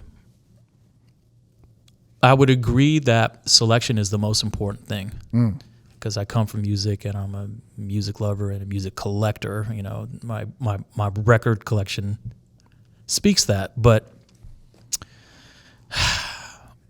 I don't ever read a crowd. You don't. No, they read me. I feel like if I look in a rearview mirror, I'm going to crash the plane. If I'm looking at the passengers, I'm not going to know where to take them. Interesting. That is a very interesting take. I approach it more like an that's artist, though. Again, it's selfish. It is selfish. I admit it. Yeah. But this is what I want to express in these 90 minutes, and so I'm going to express it. Now, that said, if something's going really flat, I can maneuver out of it from the house party days. You know, I mean, I know how to maneuver out, but I want to, if I'm prepping a set, then I'm going to express what I want to express for Tokyo. Right. You know, this is what I want to express. This is what artists do. They reveal a part of them. This is what the book is about, you know, revealing a part of, peeling back the layers of the onion. This is who I am. I love how transparent you are about that, because I feel like a lot of DJs that are, you know, are like you would never admit that they're not reading a crowd sometimes, that they are putting together kind of I don't even know what it means. showcase. I don't even know what it means. what do you, to read a crowd. Yeah, so I'm supposed to read their mind. So I will give you the, Like I said, I stopped reading minds in my 20s. Like, I don't know. so you, I feel like motherfuckers right now are like, I didn't know I liked that. And that's what gets them really turned on. That's what when I DJ, what do you call it? Showcase DJ? Yeah. When I'm that showcase DJ, that's what gets the people who see new yeah. get excited about. That's just how people respond to me. Now, I would never give this advice to a young kid, or Yeah. like I said, you already heard my only advice to young kids. This is just who I am. And I'm still learning how to be me. You know, but this is what I want to exhibit. This is what I want to share. And it kind of helps me carve out who I don't want around me too. It leaves room for the Amu Nus. It leaves room for the like, oh, this dude is Right. gonna do something that I'm not used to hearing, maybe, you know, or I can expect him to pour his full heart and soul into X, Y, and Z. Yeah. By the way, But I do like rocking a crowd. Don't get me wrong. For I sure. love rocking a crowd. I mean, all that is in the basket, you know. Yeah. I enjoy it. Like, sometimes people overthink, you know, what it is to rock a crowd. Just play. but it's when you're rocking a crowd, it's them following you. Like they're in the plane and they're like, oh wait, we're enjoying this ride that he's taking us on. Yeah. Yeah, I think I could take, like, I'm wondering, like, okay, so not like reading a crowd, but say, okay, I'm Numark. I have this knowledge of music, this broad, vast, deep knowledge of all these genres of music. Okay, what do I know? I know I have a DJ gig in Vegas. Okay, I'm taking all of that and I'm keeping that to the side, and I'm going to say I know I can operate within these parameters. Okay, so that's going to be my bag. Within those parameters, I could drop it down. So it's not like you're saying I have to play this, I have to play that, but I kind of something in your mind might. It's like creating this perfect like Venn diagram of what you're. What you might gravitate to in certain depending, not just Vegas, but going to certain markets, I was talking about this with Jeff, not exactly this, but with Jazzy Jeff, he was, somebody asked at one of the panels for Red Bull 3 Style, what happens when someone plays the joint you're going to play before you go on? And I couldn't believe Jeff said what he said because it's what I was thinking, but I wasn't going to answer it because I wasn't ready to speak as freely as we are right now. Right. He's like, play it again. Play it the way you play it. How are you going to play it? Don't you think you could play it better? And I was like, shh, word, man. Like, I can sleep at night. Like, I'll play it again. Because it's what I want to express in the body of my work. Right. It's part of chapter 3, paragraph 2. I always feel like there has to be some reading in the room though. Like you can't abandon that at all. No, if you go rogue, they'll go rogue on you for sure. Because you're chasing that effect. So if you play something and inspires you to play something else, you're technically reading the room. But because of the reaction you're getting from them. But I also think when like a DJ such as like you, like Mark, when you like if you're going to Japan, you're going to incorporate something to a Japanese crowd or to the city or to the country that you're going into to kind of express yourself. It's not the same set for every city in every country in every room. You're kind of like incorporating a little bit of yourself that you love that's a part of that country or city. Whereas like, I could be wrong though, All my answers are unpopular. Yeah. It could be the same fucking set. It could be the same set. Because I'm very seasonal. Like me and Scratch Bassett were talking about this. Right. And we were talking about frequency of changing out your set because it could be a lot of moves. It could be a lot of records. It could be a lot of work. Okay, whatever. I'm not saying that to complain to anybody. I told him, I said, man, I don't change my set. My sets morph. Over time, they slowly change into something. I don't think many DJs are very transparent about that. I got a new set in every city. I'm like, wow, you're working overtime, man. That's dope. I'm not like that. I can't do that. I'm with maybe because I'm producing a lot on the side. I don't know what it is. It's just I don't have my shit completely morphs. By the time I get to city number 7, it's a different set. It's almost like a comedy set, right? Yes. Where like right. That is perfectly said. Yeah. That is so perfectly said. I have such an adoration for comedy. Like I'll do the callbacks, all the shit that they do in comedy. I study comedians. That's how I DJ. They do 2 jokes about, living on the East Coast. Then they'll do something else and then they'll call back and they hit you again. And you're laughing hysterically on the third one. That's how I DJ. Like I study comedians. That's exactly how I spin. Yeah. Their transitions. I mean, that's the closest to how I spin. So from what I see, there's 3 kinds of comedians. There's one comedian that every year they're coming out with new material. Right. At the start of the year to the end of the year, they're actually building their new material. Their set. And they're building their new set. And by the end of the year, they have this 45, 60-minute completely new set that's fine-tuned and is ready to get recorded and get sold to Netflix or HBO. And Bingo was his fucking name-o. Right? So that's one type of comedian or DJ where they're like, I'm not going to play what I just played last year. This is who I am this year. You're going to hear this shit, and then next year you're going to hear another one, and I'll probably package this in some way I'll create an edit pack or I'll do all this shit and sell it. Where it changes for me right. is being from LA, I play a lot of Latin parties too. I'm not playing when I'm playing in Tokyo at the Cholo retreat. They don't want you to play that. But the Cholo retreat. But I hear him incorporating a lot of cumbia remixes. Yeah. No, growing up in LA, you have it. It's just always around you. Like Subsuelo, I'm not going to play what I'm playing on this tour coming up in Asia.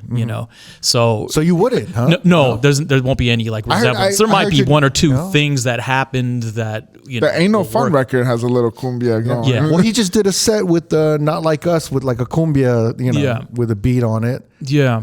So like that's one. So you're that kind of DJ where you're coming out with something new for the year.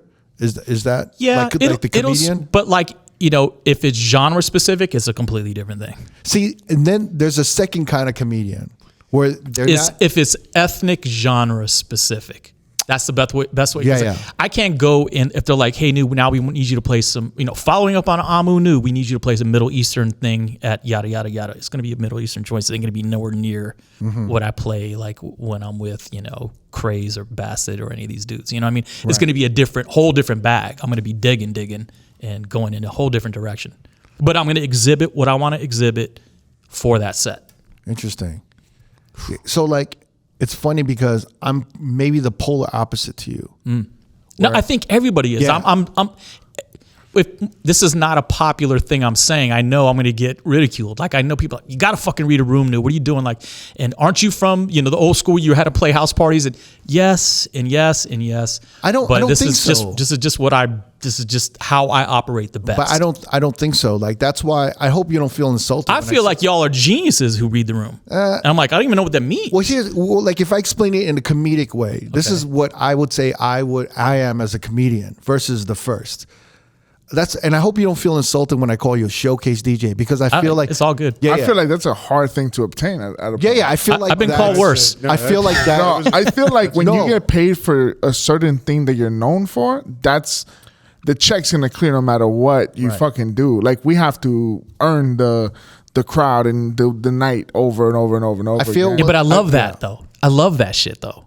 That's why I watch y'all. I just sit there with my mouth like on the ground. I love that. I respect it. Like it's dope. I feel like the kind of comedian or DJ I am is the one that's testing out new material. Yeah. But I always have fixated jokes. Okay. And then I'm also freestyling and I'm doing crowd work. Yeah. Yes. Yeah. So I'm like literally I'll warm up with some crowd work with some new jokes of the city. Yeah. And then I'll kind of go into like maybe I know I got to hit them with like a good joke, a good set. So I'm reading the crowd. Are they feeling this? And I'll double down. Okay, I'll maybe go more right. Oh, let me try some new shit. And I'm bouncing around, but I don't have like a set. You're a great DJ, idea. Man. You're a great DJ. But if you have like a joke and it bombs, you have a backup. I have a backup. That's a hitter no matter what. Yeah. Same thing as a DJ. If you But throw a record I have out. I have just bad experiences with backups, man. X-ray school being one of them. Really? Yeah. Like if you have, I'm not saying your approach is wrong by any means. There is no wrong with art. For me, like a backup is just a way to fall back on it. Studying to be an X-ray tech while you're trying to be an ill producer / DJ. It's a slippery slope, man. You can fall right back into being an X-ray tech at Kaiser Hospital really quick. You could give up real quick. Like, this is safe. I'm going to knock this out. I need a steady paycheck. I need to pay rent. I need a roof over the head. I need to put bread on the table. I need to feed the family, yada, yada, yada. The list goes on and on, right? All the excuses are just never ending. So if I took that approach into my bag of 7 inches or my Serato set, Nu would be in trouble. No, but I see it like a. But you DJ I feel like it's Bastard. That's how Scratch Bastard DJs. Well, which is it's fun to watch. It's like, he's definitely freestyling that, and then he'll fall back into like a 4-song routine, which is moving the shit out of a crowd, and then he'll jump back out of it. I'm like, woo! But it's like a ride. But the difference is that I feel like Bastard is following his artistic direction, whereas I am completely a slave to the people, to the crowd. It's also like how the kind of vein of DJing that we came up in too. It's that muscle memory of just always having to be like the voice of who's spending the money. Like it all filters through us. Looking over your shoulder, who's going to say what if I play this or I try and take a chance, and you're like. I'm completely in fear I'm in complete fear, and I'm in complete, I would say, ignorance of what is me speaking for myself musically in a DJ set. If I could be completely honest, because of that, because of that, every word you're saying, I admire so much, dude. No, like talking about? No. Honestly, like I'm like. I'm like enthralled with this conversation. It's like the way you DJ, the way you guys are talking about how you DJ, like, no, I can move a crowd. And I'm like, man, that's just fucking hard, man. Like, I haven't done it in a long time in that. But it's a problem. It's a problem. It's not a problem. You guys are adjusting. That's adaptation is the key to life. So you guys are incorporating that in your mixes. I don't think I can operate like that. Maybe I need to exercise that muscle more. Yeah, but this is. I think this is this will give you a good idea of kind of what we're talking about. Now, okay. In a perfect world, it's a DJ playing for the crowd. What are you reacting to? What can I do to enhance your experience based on what I've seen? Unfortunately, it's not us to them. There's also the element of what do I also need to play that would keep the hosts, the owners out of the fucking booth. It's almost like you're playing to avoid them, because sometimes it has nothing to do with the crowd's experience. It's some dickhead like at some dark table in the corner that you don't even know is there, that just that has the highest check in the room.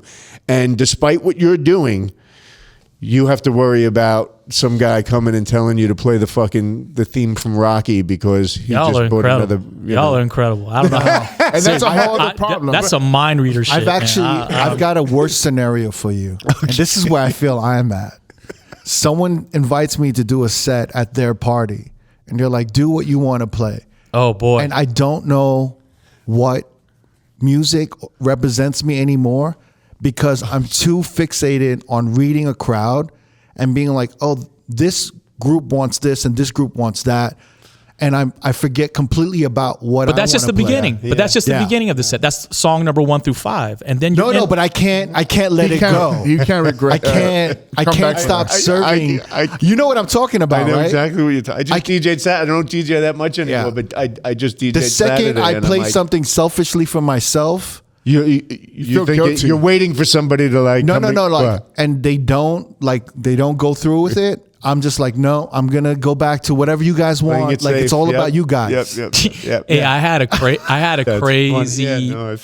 a crazy. Remember when like dubstep was like the biggest shit everywhere you go, the biggest shit you go everywhere you go. Yeah. Especially Canada, right? So I went to Canada to play in Victoria, and what's that brother's name? I always fuck his name up. Is it 9th Planet or is it 12th Planet? The promoter had me headlining, and this dude goes on before me. He is smashing this shit. And not only is he smashing this shit with this genre that everybody out there and their mother loves, right? He is now leaving the turntables and jumping off of speakers onto the stage, and then jumping onto the next deck of speakers. It's 12th Planet. And what is it? It's 12th. Okay, I always fuck that up. Sorry, 12th Planet. I got a lot of. This is a good story about you. And he's shirt off, killing it, and then it's like, all right, Nu, you're up. How do you follow? And so, like in the middle of his set, I was like, I got a lot of dubstep bangers. I can do like what you guys say, read the crowd. They're obviously loving it. And the promoter even came up to me and said, sorry, Nu. Like, meaning sorry about the way we scheduled the DJs tonight. Like, had no faith in me. And I was like, and it pissed me off when he said sorry. I was and so then I stopped what I was doing because I was starting to change like what I had in my set. I was like, nah, fuck this. I'm just going to do it. They're going to read me. Fuck that. And I played Earth, Wind, and Fire, and I tore the fucking place down. I love it.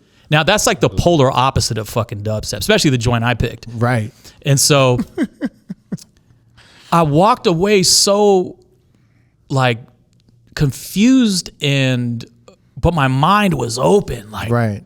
What does that mean exactly? What does that fucking mean? But it felt good, though. It felt amazing, but what does that really mean? Does that mean they don't know what they want? And I had to believe that. For me to continue going on, especially during the height of that era, and I was getting, for whatever reason, like 60% of my offers were in Canada those years. I don't know why. I had to believe that they just wanted to hear where my brain was at and just keep going with it.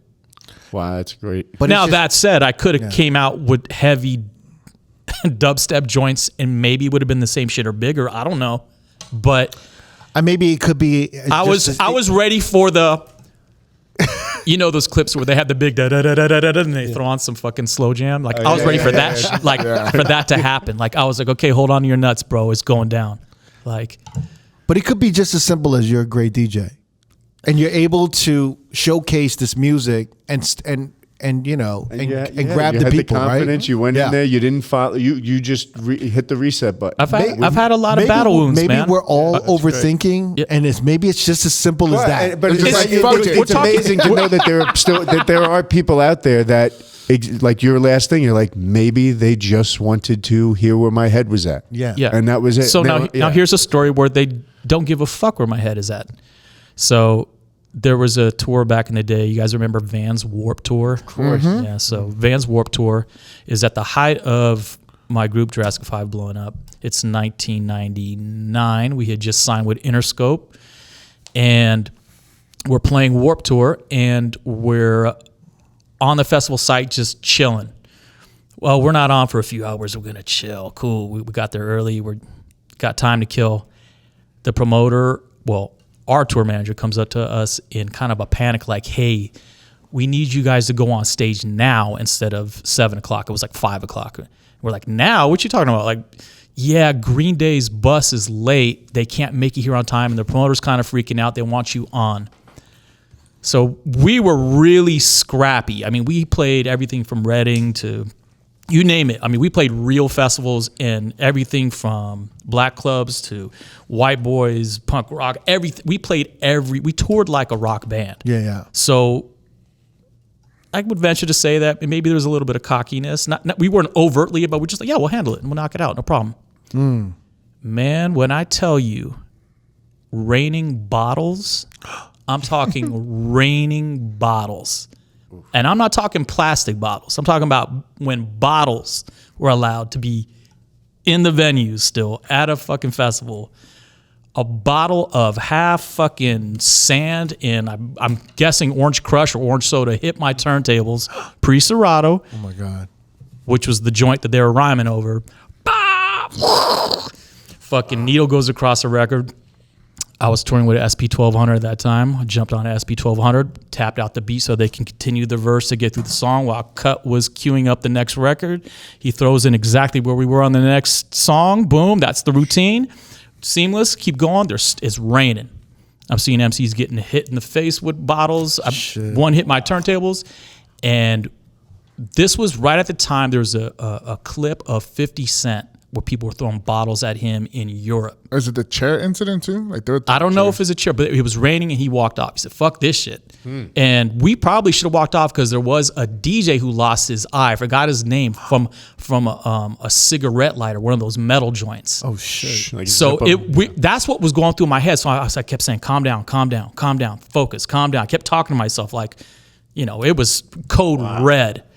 And something fucking happened, man. It was like, the crowd was like, these motherfuckers will not get off the stage, and they're just steady fucking serving. And they just started fucking turning around. They threw out a few dudes who were rowdy. Security finally wiped the fucking crumbs off his mouth from eating his sandwich and fucking did his job. Right. And then they just started cheering on us. It was like towards the last 5% of this fucking set, but we got through it. Oh my God.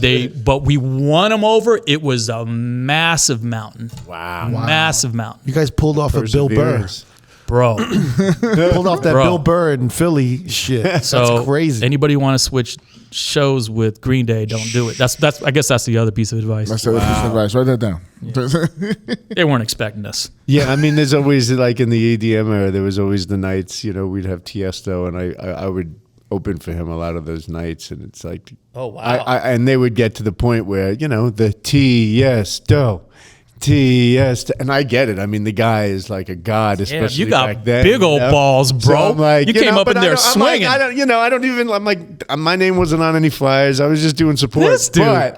But like, there was times, and it wasn't. There was a time in Atlantic City, and we had Avicii, and it was me. I think it was me or Fergie. And then Chris Lake played, and then Avicii was headlining, and Avicii had delays coming in from the airport. So Chris Lake is on, thinking that he only has an hour set. He wound up playing like almost 2 hours. But even for Chris Lake, they didn't give a fuck. They were getting the VG. Wow. And you could just see, and he was just like, all right. He was a trooper for a while, and then it just wears thin on you. But I didn't mind it for me. But like, man, you're a brave soul. When they're ready for that, when they're ready, they're ready. Yeah, they're ready. This is what develops thick skin as a DJ, though, right? Like this is what kind of that last J5 story is in the book. By the way, so I have an area called Top 5 J5 Stories, and that's in there. Like I was proud of them, man. They kept going. A lot of MCs, fuck you, motherfuckers. Right. Balance. I was ready. I was scared as shit, but I was ready. But yeah, I mean that's a great story. you kind of gotta whenever you have those sets, you just gotta power through. Yeah, just get through. I've had a ton of those sets, and just like that meme, like at night, I'm just like curled up in the bed, like, oh my god, like I don't know how I. It's because you care. That's a good meme in that way. It's because you care. So anybody that feels like, damn, everyone's like, man, you did a great set, Crooked. But then you're like, man, I could have fucking, damn, what am I thinking about this? That means you really care. That means you're a great DJ. So I just always think they're just saying that to be nice. Because what are you gonna say? Like, well, you got through that one. No, when they're saying it to be nice, they won't say great set. They'll say it was good to see you do what you do. Oh my god, I've learned that one too. that fucking killed It's good to see you at work, man. Doodaloo. I don't know what I'd be putting out cigarettes on my face when I get back to the hotel or something. If I heard that shit. Well, it was good to see you. Yeah. It was good to see you. Good to see you. Yeah. Yo, is there a way you approach your DJ sets like now compared to decades ago? I have folders now that are dedicated to instruments instead of genres and eras. Really? So I have Sounds a fun. folder called flutes. I have a folder called bass, guitar. Really? And then I have one for like expressions, punchlines at the end of sentences. Another thing I learned from, that's how I got on the Zodiac thing, by the way. We were talking about Zodiac tracks earlier. And this correlates to my crates. When I was watching these young DJs at Red Bull 3 Style, they were going from like 85 BPM to like 112, 115, 120 in a matter of 2-3 songs. And I'm like, okay, I'm not from that era. How did he do that? And why does it sound so good? Because the songs spoke to each other and they had a certain energy. Yeah. So I brought that into my life. Like I came out of there with the goal. Like you came here to learn, you're learning. And it helped me through Zodiac tracks because I had 5 to 7 minutes to honor as many birthdays as possible. Mm-hmm. So those kids helped me a lot. I'm like, you can do it. Just do it. Make sure it's perfectly in key. Fuck the tempo. And see if the energy matches. Yeah. And in a strange way, if you find the right ones and it pumps the crowd, it wakes them up, it bitch slaps them. Right. It's a funny thing like that I wouldn't do because I'm an older dude and I come from slowly building them. Okay. Well, like that's the LA style a little bit, right? That kind of you keep the BPM Keep and it easy. Keep it easy. But that's Keep it kind easy. of that's almost an East Coast / dance hall reggae style. It's very much a house where thing you would too. just jump around a little bit, right? Because in dance hall, like if you have the DJ on, he'll be working the crowd, but you can hop from like a 90 BPM and then go to 70. Yeah. Oh yeah. And then go back to 100. Yeah. I mean, there's intros. You on can reel tracks it up that'll and go. bam, you're good to go. And then like I feel like that dance hall of just dropping or just going to soca. Yeah. Switch the energy up in like in a heartbeat. A lot of that was happening at Red Bull Yeah. 3 Style. That was a dope DJ competition. I don't give a fuck what nobody says. It was all about moving the crowd, and it was really fun to examine. It's funny because that generation, right? So to answer your question though, so then I have a lot of that, like the last word said kind of crates to help. You do. So let me build off of what he said. I never used to. I'm not a lyric cat. I couldn't I love Cool G Rap. I love Rakim. I love all my favorite MCs, but I can't say their rhymes. I can't say them back to you, But I love their art and their lyricism. So I have to kind of remind myself, he ends with this punchline. Maybe you can come something out of it, So like a wordplay folder. Wordplay folder. Wow. So you have other folders. It's not just instruments and No. right? I have other folders. I'm not a fucking psychopath. I was about to say, fuck. You're like, fuck, Nu, get the fuck out of here. This motherfucker. No, it's just a way for me to kind of like to expand, right? Yeah, get 3D with it, open it up a little bit, and I thought you completely switched over to instruments. I'm like, whoa, No. shit. He's not a psychopath. No, That's deep. That's crazy. but cadence too. Like Yeah. I fuck with a lot of cadence. you know, 8th notes, 16th notes. Like this came off of an 8th note. Still Dre, ding, ding, ding, ding. Yeah. You know, oh, wait, that Raekwon joint does it. Whoop, that Mad Lib joint does it. Oh, that's, you know, and play off the keys. That's also a piano folder or synth folder, depending on which one, but it's an 8th note, you know, so I play off that too, you know. just to help myself out, and like I'm putting the mixes. I'm like Liquid Swords and stuff. Perfect. That's perfect. Yeah, see, it helps you though, right? No, that's fucking so you great. see, he got an idea within a second, you know, so kind of let you know, I think like that. But Eddie, when you DJ, are you DJing more energy? I don't. No, I love what New had said was like a reverse approach, because I used to say a lot of times, especially in the digital and the Serato era, when you have the BPMs, it's like, don't build your set, just like, what can I play next from this descending or ascending list of BPMs? It's just not, like, if the energy's not there, the BPM, you could tell when you're just going down a screen and just matching BPMs and not energy. Match that fucking energy, but you don't even have to be in the same BPM. If you're in key and you're going into a different genre, and there's that, you find that meeting point where that energy transfer just happens, that's dope. I think, it's important not to just mix off of trying to match numbers and match BPMs, because you guys had somebody up here, I forgot who it was, that was talking about open format DJs versus a night curated for that genre. And I believe he was saying that the open format DJs or those nights are struggling more, or those DJs are struggling more versus the night that's curated for cumbia or curated for EDM or whatever. And I was so intrigued with that conversation, and I'm just curious to where you guys are at with that now, because I'm kind of split on that. I was getting ready to type in the chat, but then I was like, man, I'm kind of split, because sometimes a curated night, man, they just want to stay in that rhythm. Boom, boom, boom, boom. They want to stay in that rhythm. And if you change tempo, cool, just stay in that rhythm, because we want to sway all night. Versus an open format night where the DJ is going, from Ain't No Mountain High Enough into fucking Delight or some shit. Or I don't know, just for the sake of conversation. I'm just curious, what you guys think about that. What nights do you guys think push the most? So I was speaking to somebody about this, and it's really the open format versus a themed night, right? Mm-hmm. Like a themed night or a themed party. I think the issue that we were talking about with open format is that when you start having a bigger, larger venue, you start going to 700, 800, 1200 capacity. Right. The open format music is so in the middle because you have to unite the room. And there's just so much music that unites the room. So sometimes when you go out to an open format set at a large capacity, huge Las Vegas nightclub, you're hearing the same songs over and over again. And people are playing the same shit over and over again. And then, like Eddie was saying, there's management, there's owners, there's bottle people. Right.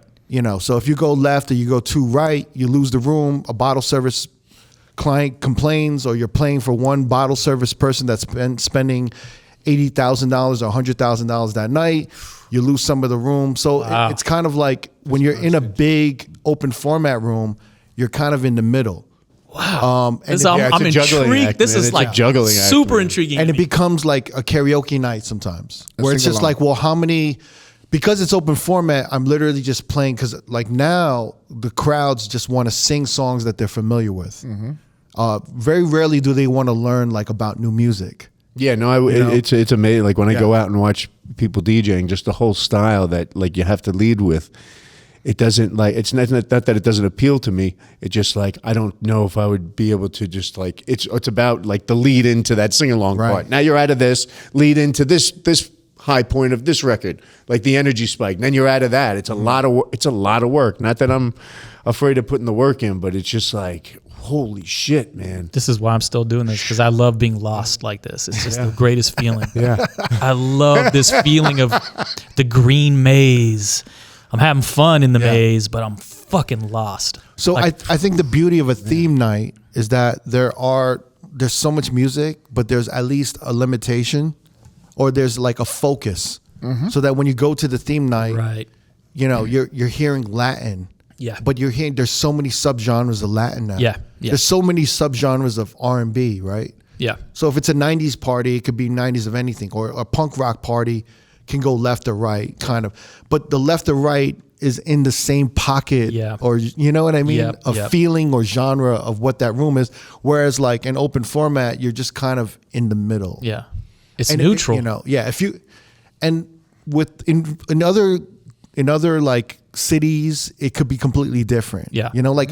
Are you speaking specifically about Vegas right now? I am, because. That's the part I missed about that. Yeah. That's why I'm asking. No. So, about it. Okay. So interesting. Now everything's so regional. So like if I go to New York, an open format in New York is completely different. Even in New York, like Manhattan bottle service clubs are completely different from Brooklyn. Yeah.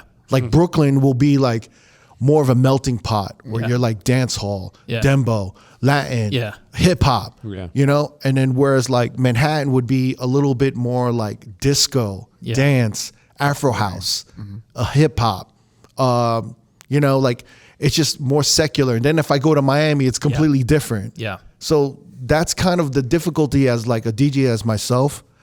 I'm on the road. I'm in a different city every weekend. I'm in San Diego. Then I'm in like New York, and then I'm in Salt Lake, and then I'm in Texas, and then I'm in whatever. Yeah. So for me, when I talk about music on this podcast, I'm talking it from a national level. So when I say the song isn't a club hit, it doesn't mean it's not hitting in Austin, Texas. Right. Or like, Kendrick's catalog. Like we have this whole conversation of Drake versus Kendrick. And I'm like, well, I can play in more cities and play more Drake music than I can with Kendrick. Right. Obviously now it might be a little different. Yeah, we're in a different climate now. Yeah, there's lots happened. Shit. Yeah. But people don't get that. So someone on the West Coast will be like, how the fuck could you say Humble's not a hit or All Right's not a hit? Yeah. Well, you know what? All Right's not hit in every kind of room. Yeah. But, Drake, I could name 8 Drake records that are hitting in every kind of fucking room. Yeah, well, he's. Yeah, but I think people don't understand that. And some people are like, come at me and they're like, you need to go, you're in like these whack rooms, you need to come down south, or you need to come to our city. And I'm like, yo, fair enough. I'll go to Texas. I'll go to Atlanta. I would love to go there. But you got to understand and also respect the fact that whatever's happening in that nightlife scene in Atlanta or Texas does not translate all the time in Cali or New York. Yeah. So you have to kind of take what I'm saying from a perspective of like 20 years experience of being on the road and knowing how to do a Bay Area set and knowing how to do a dancehall dembo set and a Latin tech house set in New York, and then do a Latin tech house or banda set or a reggaeton set in like for a different kind of Latin crowd in Texas or down south. It's like I'm juggling everything and I'm seeing what records are crossing over. So, but you can't, Like it's crazy because I just did LA this past weekend, and my biggest record of the night was Mr. Brightside by the Killers. But this weekend coming up, I'm gonna go play Dallas, Texas, Fort Worth, and that's a whole different animal. Yeah. So it all really depends on where you at. Yeah. And even that room I did on this past weekend in LA, that room 3 months ago was a different beast. Like they wanted whole other like disco and shit like that. That's the trickiest part. The way it's moving. The way it's moving is the trickiest But it's all like adapting and going. Yeah. Oh shit. Okay, this went. But it's very regional. And people just get upset. Like even in LA when I was there, they're like, "Yo, play more Kendrick, play more Kendrick." I'm like, how many does he really have that I can play here outside of the 4 that I know? You know what I mean? But this is the difference of us, because I'm completely a slave to wherever I go. I'm like, I'm in the Bay. I know what the Bay wants to hear, and I'm gonna have to play when these two talk, I'm like, this is genius. Yeah, it really is. To me, is really cool. Like, I feel like a sellout. I feel like a complete sellout. Yeah, I just don't. I feel. You know what I felt the same way about me, because I only want to do vinyl parties for that reason. I'm like, these are the records that I got. You're kind of glued. I have the option to. See, you know what? It's like the difference between freestyling and a written kind of. That's I guess really ultimately kind of what we're talking about here. I mean, I'll pivot, but is just really interesting, man. Like you. So you playing Earth, Wind, and Fire? I like admire that so much. Yeah. Because I would. Well, I thought it was gonna go completely. I thought it was gonna be Raining Men. Yeah. Without the hallelujah. Yeah. Because I would have completely succumbed to being like, oh, I gotta like do a bunch of dubstep and then do all this shit. Right, because you're waiting for Andrew to come to the DJ booth or something like that. Yeah. It's that muscle memory that from our abusive years. I have to be a chameleon. I have to like try to. But the beauty of like taking risks though is like really things that you've done that you've taught me as a DJ that you're like, sometimes you gotta go left. Yeah. And shit might, like right now, another record that I'm playing, and I don't know where the fuck I came across, but I'm playing Shania Twain, I Feel Like a Woman. And that shit goes off, and I'm just like, okay, what the fuck? Like, but that doesn't It does represent the whole you. dance routine. no, it doesn't mean. But That's not a risk for you. Take that's just your like. This is some white shit I would never play, and it yeah, works. but it's just fun. Like it works. But it's like sometimes it might crash and burn. But I'm like, all right, like Sometimes I can see this working, man, because you're a character, man. I'm looking at you. You look like a character to me. oh, thanks, man. Sometimes No, I say this in the utmost respect. Like we had, really quickly back to Red Bull 3 style. Yeah. The end of the competition, there was a boat party, but it was snowing outside. So it was a beautiful night, snowing, nighttime. We're going down this canal and we're gonna play all 45s. We're gonna play 7 inches all night just to kind of cap it off. Everybody's drinking, chilling out. All the competitors have done their thing. They're all unwinding, talking, having fun. And my boy Ernesto, who collects really, really rare Ethiopian and Middle Eastern and just crazy shit. He's from Beirut. He was in town, and Kenny, the organizer for Red Bull, was like, hey, this guy Ernesto's coming down. I'm like, Ernesto's coming? I knew who he was. I'm a big fan. I was like, I can't wait to talk to him. And so we hit it off right away. We're immediately talking. And so I play a few records. Bastard plays a few records. Everybody is playing shit. And Ernesto comes on and doesn't use the fader, doesn't intro himself or who he is. People don't even know who the fuck he is. He's a character. He's this big dude with this kind of like fucked up afro kind of thing going on. And he has a very thick accent, but he's a big teddy bear. Like he's a character. You like him. It's likable. He has that, like when Flavor Flav walks in the room, you're glued to him. Like he has that star potential. Mm-hmm. And so all the DJs who are very technical, like watching, like, who's this guy? He wasn't here this whole time. Drops the needle on the record and makes a big old feedback clunk clunk and plays the illest Ethiopian joint. And I'm like, whoa, what the fuck is this?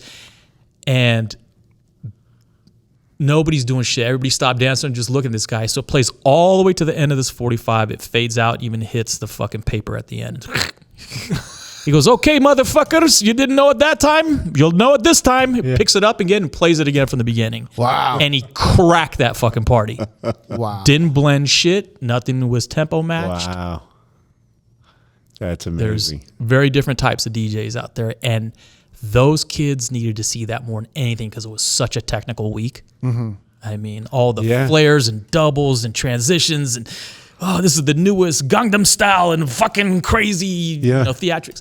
He was just like, I'm going to play the rarest shit. He was like, this was only 300 copies made. He was like, I was thinking Ernesto was Mexican for a second. He's not. Just crushed it. We were just laughing. Me and Bassett were just dying of laughter because it was just entertaining in its own way. Like, it's beautiful to see a character. Like, that, I think, is what's needed the most in DJing. It's kind of like human interaction. It's kind of like Biz Markie a little bit, right? Anti-AI. This is where I'm at right now. You know, like, Anti-AI. it's exactly like Biz. Yeah. Biz was like the most beautiful person I've ever interacted with. Like, he's brought me into conversations that I had no business even being. As a matter of fact, at Jazzy Jeff's playlist retreat, I was sitting at a table. Yeah, by the way, he's like low-key name dropping all these dropping amazing shit out of events. it. No, it's me. Fuck it, I'll just keep going. Me and Jeff. Yeah. So We're in Japan and on a boat and it's snowing. It's beautiful, you know. And Scratch Master DJs. And like, I just Jesus. did a 45. we're sitting at the lunchroom table at Jeff's. It was lunchtime, and it's What were y'all eating? I don't remember. The best of gourmet. But I sit down because Biz was there, and I was going to ask him a question. and then Kid Capri's there, and then it's of course Jeff and all the OG New York dudes were there, and I'm a West Coast kid, and so I was like, oh, let me just shut the fuck up and absorb and just eat my chicken or whatever the hell is going on here. And Biz is just like, he's the most human orchestra. That should have been his name. He's like the most human cat in the industry I've ever met. He's like up there with Chuck D and Be Real, just very human, like cool people. He sees that I'm out of place. He could feel it. It's palpable. Yeah. And then he just goes out of nowhere. Like I'm not even saying one word. He goes, this is after everybody's telling their New York stories, you know. Yo, Numark, remember when we raided that warehouse in Bakersfield, California? No, Jesus. It's like total character, total human. That's what we need in fucking DJing. We need humans. We need fucking like people who like make eye contact with the crowd and like pull them in. Like, you know, that's the secret sauce to DJing. That's the real shit. Yeah, when the cameras are off. Bro, that's the real shit. When the cameras are on even, and if you can engage a crowd, that's why Beyonce is so dope. You think is she singing to you? If you're in the crowd, damn, is she looking at me? Like you're in that trance. Like that's the dope shit about being an entertainer. Like if you can do that, you got them. How do you try to do that for yourself? I'm terrible at that shit. That's Really? why I'm so enamored with it, bro. Like I don't think you are. You think so? When I'm DJing, I switch. My cousin always says you switch into a different person, man. It's like Clark Kent turns into Superman. Like, when I saw you perform once, I was like, it's like a scientist at work. I'm and just it's like dropping the perfect chemicals and different. He's like in your own world, but people feed off of like how engaged you are, and how animated. But like not, this not forum, for the sake of being like, what is he doing But this next? forum, I'm not concentrated. I'm talking to a podcast that does beautiful things for DJs and is uplifting, you know, the craft. So I'm very engaged because I can talk. Like I always tell Bassett, I'm like, if you smile one more time on fucking stage, I always tell him how jealous I am. I said, I'm gonna fucking paint a frown on your teeth, dude. Like I'm so jealous that you could do that. Yeah. Like it's a real straight up like, damn, how do you do that? Like, but he has that $1 million sneer when he's doing something and he's just looking around. It's like they're like, yeah, that shit. Like, you know, so. Anyway, I say this to say we can combat AI, folks. That's my future conversation for the DJs. We can do it. I'm with you, man. Is that your biggest concern right now? Yeah, like it's pretty deathly. It's concerning. Yeah, it's concerning. It's not my biggest concern, but it is concerning. I'm wondering. Like, how do you think it's going to affect DJs, in your opinion? I was just thinking, I just got a site that my real estate agent was just saying, yeah, we're pretty fucked. People are just going to put on headsets and you can do a walkthrough to the property and you can show, this is the pool, here's the master bedroom, and here's the color palette. You're not going to need a broker. List price is this, and oh yeah, there's a school, like, and it shows the whole mapping, and I was just like listening to him at lunch, just going, holy fuck. My thing is, if we're at year, I don't know, I'll call it year one just to be gracious. If we're at year one and this shit sounds this good, I'm kind of tripping. Yeah. Have you done the Apple thing? No. Yeah, that shit's crazy. Yeah. I went for like a little promo thing. Yeah.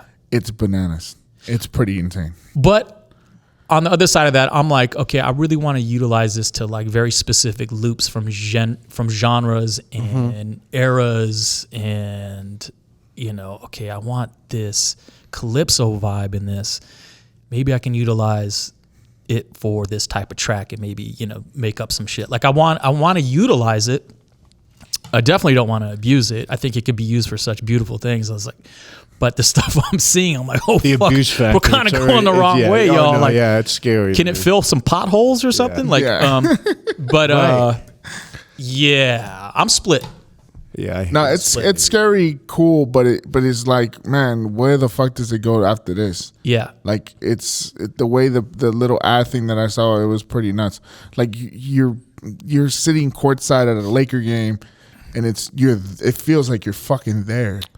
And it's just different. Like you don't have to go to a sporting event no more. You're gonna pay $17.99 to sit where that AI thing is at the game. Even like they show you like the aquariums and all this shit. You're like, what the fuck? I think it's gonna hurt relationships as well. I think it'll blend deep down into interpersonal marriages and shit like that as well. What do you think is the first thing that AI is going to affect? Just DJs itself at gigs? I think it's already affected Spotify. There's some dude out of Switzerland or Sweden, I forget. Where's Spotify from? I always forget. I think it's Sweden. Yeah, he has something like 650 different alias names as AI, and he's controlling all the capital, and Spotify doesn't have to pay out artists because of that. It's all going back. So this is the kind of abuse that really gets underneath my skin. It's already bad that we're getting paid 0.000 infinity, whatever the fuck that number is at the tail of that. Spotify is crazy for that. Yeah, they're bugging. But there's layoffs in every creative industry right now, and you know, from Hollywood, like animators, storyboarders, writers, everything. It's affecting everything. It's like almost every industry that's creative and entertainment is kind of waiting to see what happens and what they could do with AI. But I feel like this is also an opportunity for all these creatives to create their own platform. Yeah. You can almost like an AI, like an anti-Napster kind of thing, where it's like a platform for creatives to like never have to deal with studios, labels, or the powers that be ever again. It's gonna be like, I think. Well, the labels have their own. They have their own. Well, they're trying to get rid of humans too. Labels are trying to go aside on the AI side of things for sure. They're trying to just weed out paying extra people. More, you know, they all labels in all Spotify and labels did was they leveraged the artists to get more control of the capital. So the labels were like, "What about the artist? What about the artist rights?" And Spotify was like, "What about them?"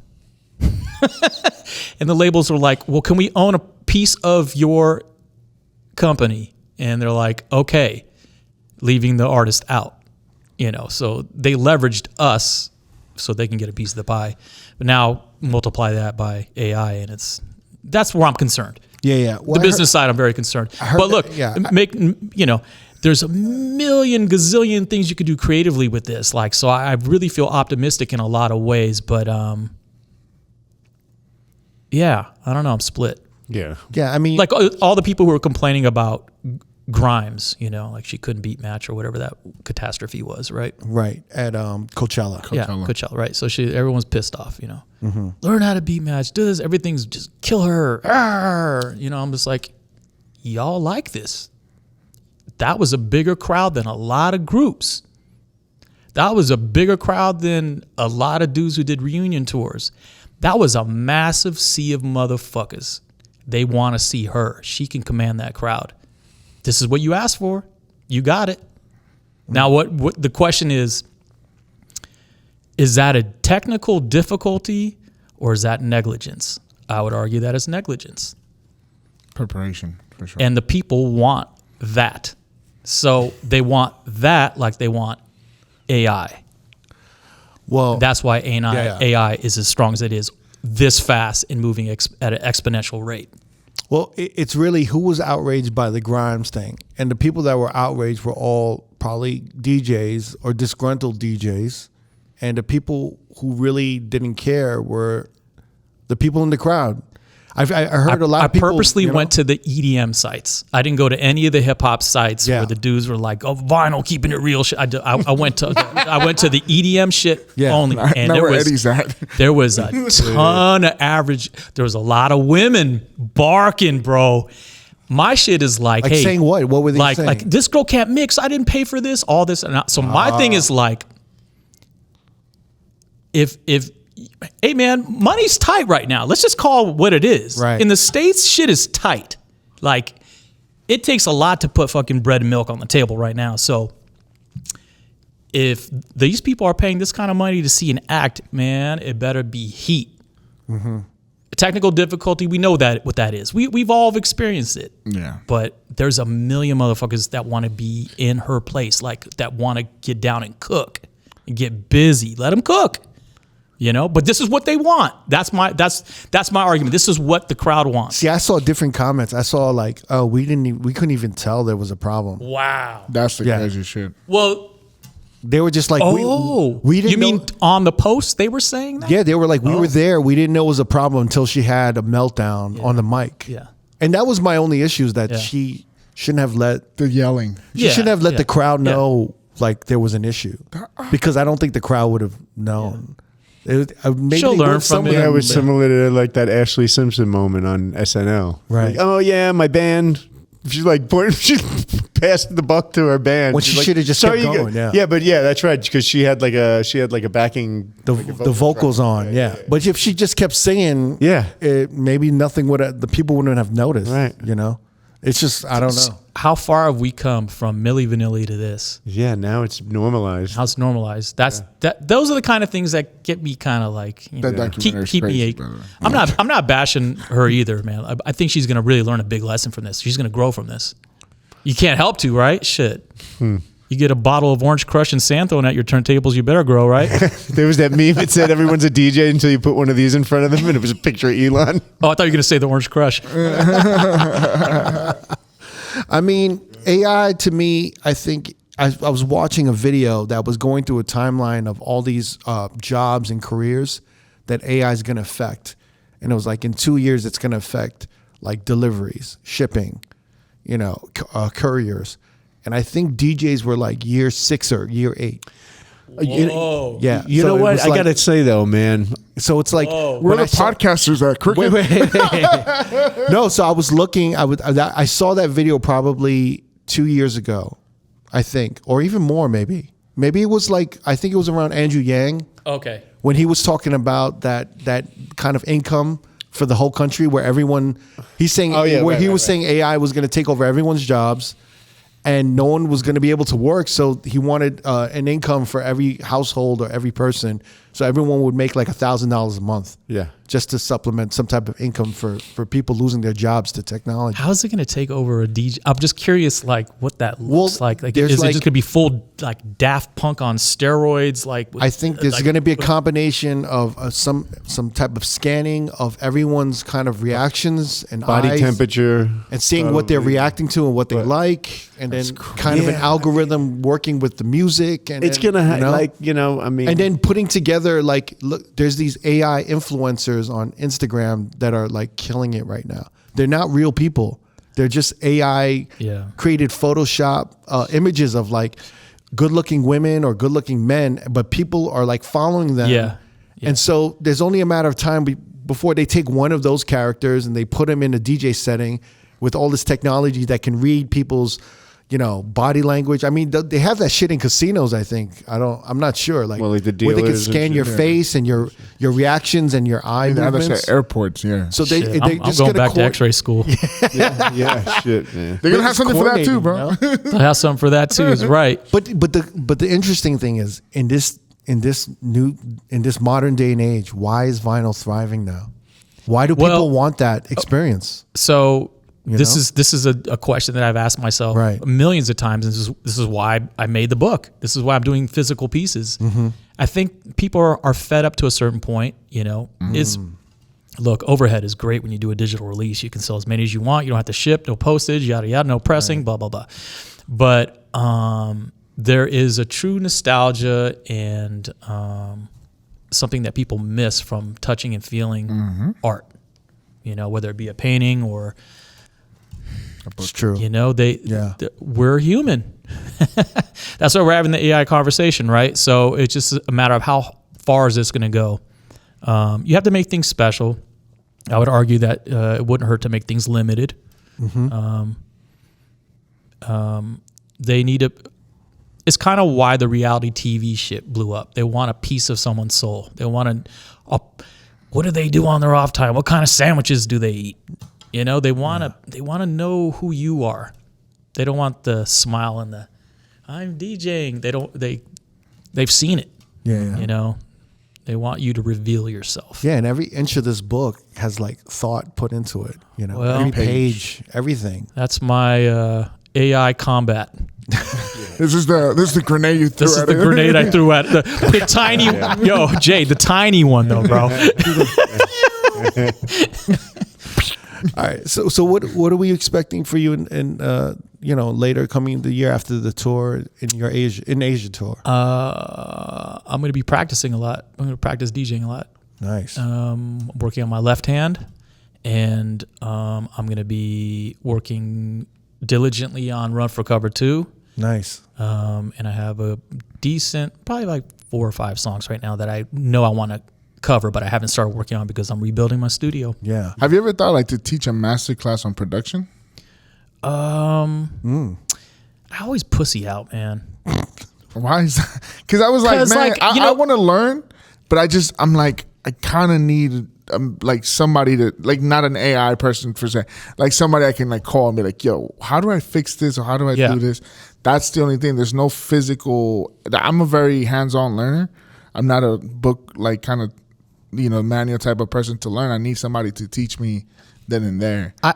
I have a hard time with the word master. There was somebody on IG recently that was some DJ was like, I've mastered DJing and I've mastered something about Ableton. I was like, man, there ain't no such thing. No. There's no master piano player, bass player. I mean, look, as much as I love Quincy Jones, he's not a master. Motherfuckers will hate me for it. There is no master in art. Like, you're constantly learning. That's the whole shit, is like that journey is what it's all about. So that's where I punk out.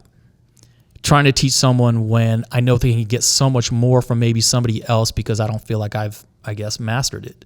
I feel like I'm still learning so much. I'm still learning about duck compression from a kick and a bass line. I'm still learning about, how to get the fairy dust sizzle out of the top end of a track. You see, the craziest part, I don't know what the fuck he's saying, but I want him to teach me how to arrange things. But there's also the probably one of the bigger reasons is there's people who do it better than me that I would.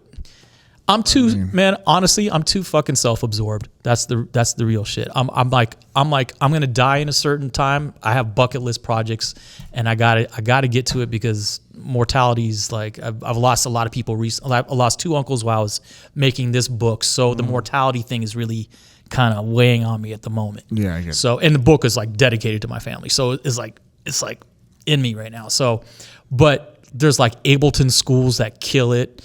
Beat Junkies on some DJ shit. Their school totally killing it, So I feel like there's places that would do it way better than me and would have way more resources and time, and that would be their bag. That would be their full focus.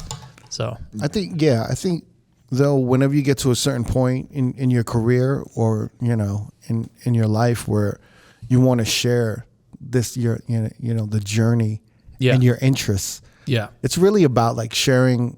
It's really about people who deep dive and really love something and sharing that love with the people. Yeah. I think that would be interesting. Yeah. So I think that's what he was kind of saying. I wish I was invited to more forums like this though. Like, I guess for lack of a better word, like a TED Talk kind of thing, or like I don't know, something where I can have a turntable nearby and a case of records, But this is what inspired me to do this. Like, like What's Golden was made from, unpopularly said, especially right now in this climate, from a Diddy track. Like What's Golden was like where I first found my voice. That was from the group complaining to me, we don't have hard enough tracks for power and numbers, man. We need more production. Like, and I'm like pissed. I'm like, what the fuck, you guys? Like I'm upset with the group. Yeah. Like, I got chops, man. Like, fuck off my shoulders, man. And so I went out to the club that night and heard Bad Boy for Life. Bad Boy for Life. And I was like, that stutter step shit, like that.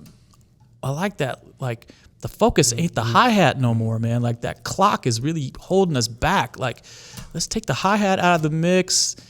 I ended up putting the hi-hat back, but I had it out for a minute. I was like, wait, this is like moving in a way. The stutter step, glitchy. It's like chunky and heavy. Chunky, fucking. The melody's the most important part, kind of thing. It just that. So, yeah. I mean, that's crazy. It's great because we haven't really touched on a lot of like production for Jurassic 5, but we'd love to have you back. Maybe we could do even one of those tutorials that you were talking about. You have a vinyl set and you're like, this is how I did this, guys. I was at this club at this time. I'll bring Ernesto. Yeah, that'd be great. Have him bring that record, that Ethiopian record. Do you still get asked to do the toy set? Or? Yeah, but I'm not. That shit was so hard to travel with. That shit got me out of. It was like a Lego set, bro. But here's the thing, Jay. People think it's so light because they're toys and all that. Man, my case was huge. My case was like the size of like almost this table. Wow. And it was a whole mathematical physics thing. I was early enough to see you set up, and I was like, "Fuck, bro!" Wow. It was like little towers. But see, toys. I didn't do that at DJ City. I didn't do the full toy set. No, you did a small. I did just something small and fun. But the full toy set is like an hour and a half of a sound check. Really? Yeah. If I don't get that, you got to test it all. Yeah. And they always fucking throw my case at the airport, so I'm always repairing something too. Like repair is part of the built-in time to the toy set sound check. Yeah, every time you open it up, you're gonna have something. I know. You I was watching that for the first time the other day. Yeah.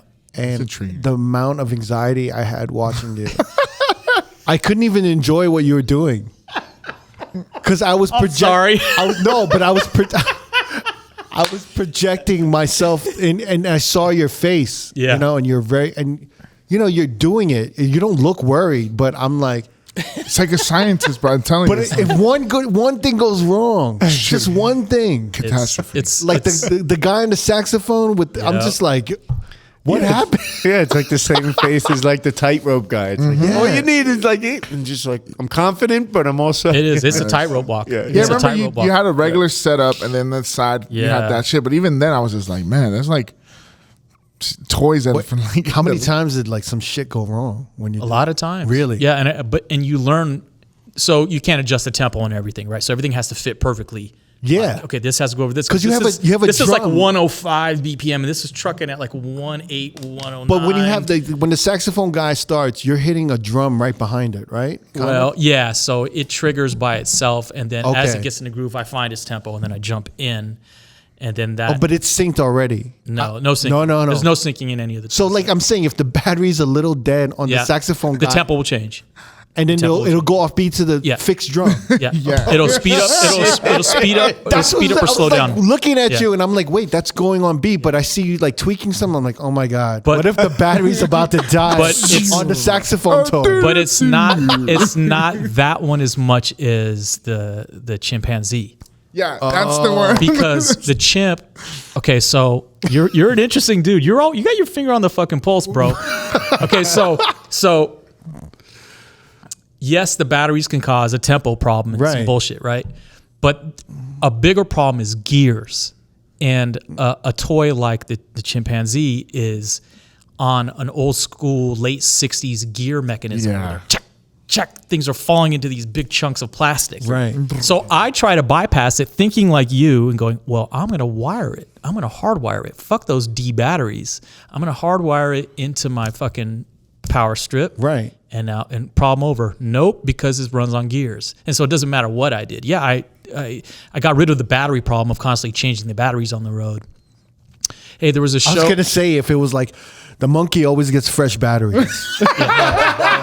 All the toys do, and it used to. All the toys do, and it used to, but I had to take it out. But there was one show I played in Hong Kong where a girl came up on stage and took the monkey. Oh shit! What? And so the power cord goes right up. Because monkeys are good luck in China. That's why. So the power cord is hardwired from my boy who does all the geek wiring, the soldering and shit. Soldering. Yeah. So he wired it where the battery pack is, which is right up the chimp's ass. So when she ripped it out, it looked like he had shit sticking out of his ass. Oh my god! And so then my cousin was touring with me. Had to be like, "Yo, what the fuck you doing? Like, break yourself. Like, open your wallet. Give me your money. We got to repair them now." Like, so we got the chimp back and continued to the next show and soldered it ourselves and kept moving. This is road work, baby. Yeah. So wait.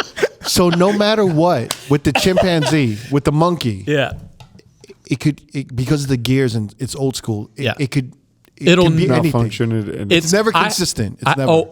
And I put a tempo knob on it. So I can change the tempo. That's the only thing I have at tempo. So I have my boy. I said, "Yo, can you make this change tempo? Because I want this to bubble at like 115, 120." You fixed it.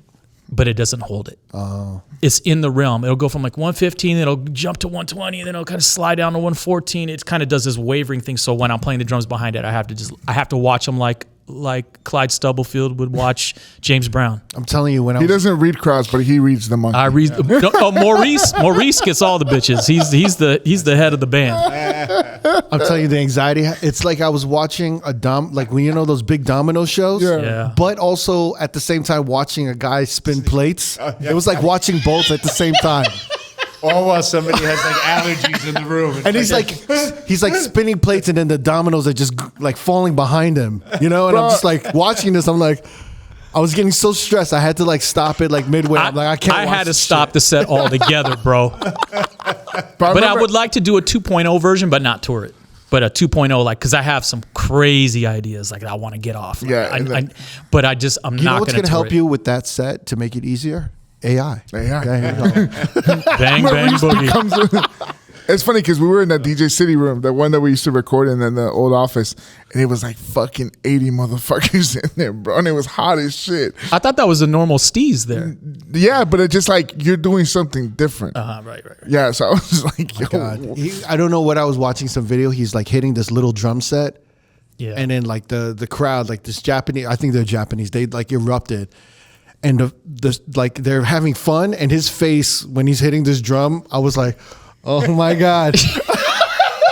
I'm like, he looks like he's so like, because it's so small. I can't miss. Yeah, You can't miss. You saw it. It's Yes. just a little bit bigger than my fingertip. Yeah. The toms were a little bit bigger than my Yeah. fingertip. So it's Look at precision. your face. Look at your face in that Yeah. video. And I Oh, was no. just like, oh my God. Yeah. I you had gotta do it. You gotta So, do yo. an edit, and it cuts to like Simon Cowell. But wait, Crooked. just- So that show that you're talking about, Yeah. because there's clips of me performing the toy set around the world, so it's different. Yeah, it different switches, venues. right? It switches. Yeah. Yeah. But that one is the first time I ever played Korea. So that's the crowd in that's Korea. Korea. Yeah. And earlier that day, the engineer plugged my 110 power into their 220 and blew out my main mixer, which everything goes into. Oh my So now I had to hunt down for a mixer in Korea, and man, And then like solder and connect everything. Oh my God. that's the toy set. Yeah, I don't blame you for like stopping that shit. Toy It Story. was rough, but it got me out of my darkest shit, man. Like it paid the bills. Like it got me We were just talking up and about moving that. again. You know? You went from having depression to having anxiety. Yeah, 'cause you Hey, Yo, pick your hey, struggle, man, I thought you were on my side, Jay. Come on, man. I was like, Come on, we're LA kids. You're supposed to be on my side no, here, I'm man. with you. I did the same thing. I did the same thing. You gotta pick which one is worse. You know, Pick your gotta struggle at pick, that pick your point, struggle, bro. baby. like I'm working though. I'm working. I'm working. But I'm on the road. His eye is twitching. Yeah. Nervous glitch and shit. It's funny, like you during a brief bathroom break, you were asking me like, "Hey, that dark time conversation, is Yeah. that when you started a podcast?" Yeah. And I was like, kind of yes and no. Like, there was a chapter of my life that was ending, and subconsciously, I don't know. I was thinking, I was like, I think I'm going to need another outlet to express or represent myself. But this is a podcast that I've been like since 2012. Like I went He's to had an DJ City. idea. I interviewed them. Yeah. They were like, 2012, I wanted the podcast. And it wasn't until 2017 that I got to actually execute it with this guy. Man, And congratulations. character You guys are doing But- a great job. Congratulations. This is amazing. But you're right. Those dark times is when, you know, when That's when you learn the most, man. when you learn and you build something new. Yeah, Yeah. man. It's true. Yeah. It's funny because I was trying to take on the DJing aspect of my life to take off at that point, and he's kind of going through some like adjustment area in that area for himself, and it's just like the perfect timing with shit. That's great. But, like, you you're- caught lightning in a bottle, man. Your dark time, like you were saying, is like, you know, the toy set came out of it, and then the Run for Cover came out of it, Yeah, right? yeah. During the 2020. Yeah. 2020 with Run for Cover. Run for Cover, COVID sorry, was like just. I'm like, man, what are we gonna do, yo? Like, how long are we doing this for? We're in lockdown, and like, I like streaming to a certain point, but it ain't my bag, man. Yeah. Like, I found myself like having to stop and read comments, and then once I kind of figured out what the tempo was, I was like, I don't like this tempo. Like, it just wasn't like I go there now just to express like the release of the book, or like I want to say something, you know, like again going back to like saying something artistically, but steady streaming, man. Woo! don't know how cats are doing it, man. Like it's just, I give it to Scratch and Jazzy Jeff. Man. They keep going. They do such a great job and keep it. And then, you know, they got a whole schedule of events. Yeah. It's like morning coffee and this and that, and Paul's Wall, and like so many different presentations. It's amazing, and they do it all so well, man. The production value is great. I watch whenever I can still, but it's so much work that goes into it, man. Numark, thank you so much for coming through. Pleasure's mine, brother. I want to talk to you later about something, another project I'm working on. Let's do it. I'd love to have you back, and you know, this is like I said, this is like a bucket list for us, and we're so happy to have you here. Thank you so much. Likewise, you guys are doing a great job, and I appreciate you guys having me. Thank you, man. DJ Numark, thank you. If you want to watch more episodes from R.O.A.D Podcast, click either links on the left or the right. Don't forget to subscribe to our YouTube page and get updated on new uploads throughout the week. Peace.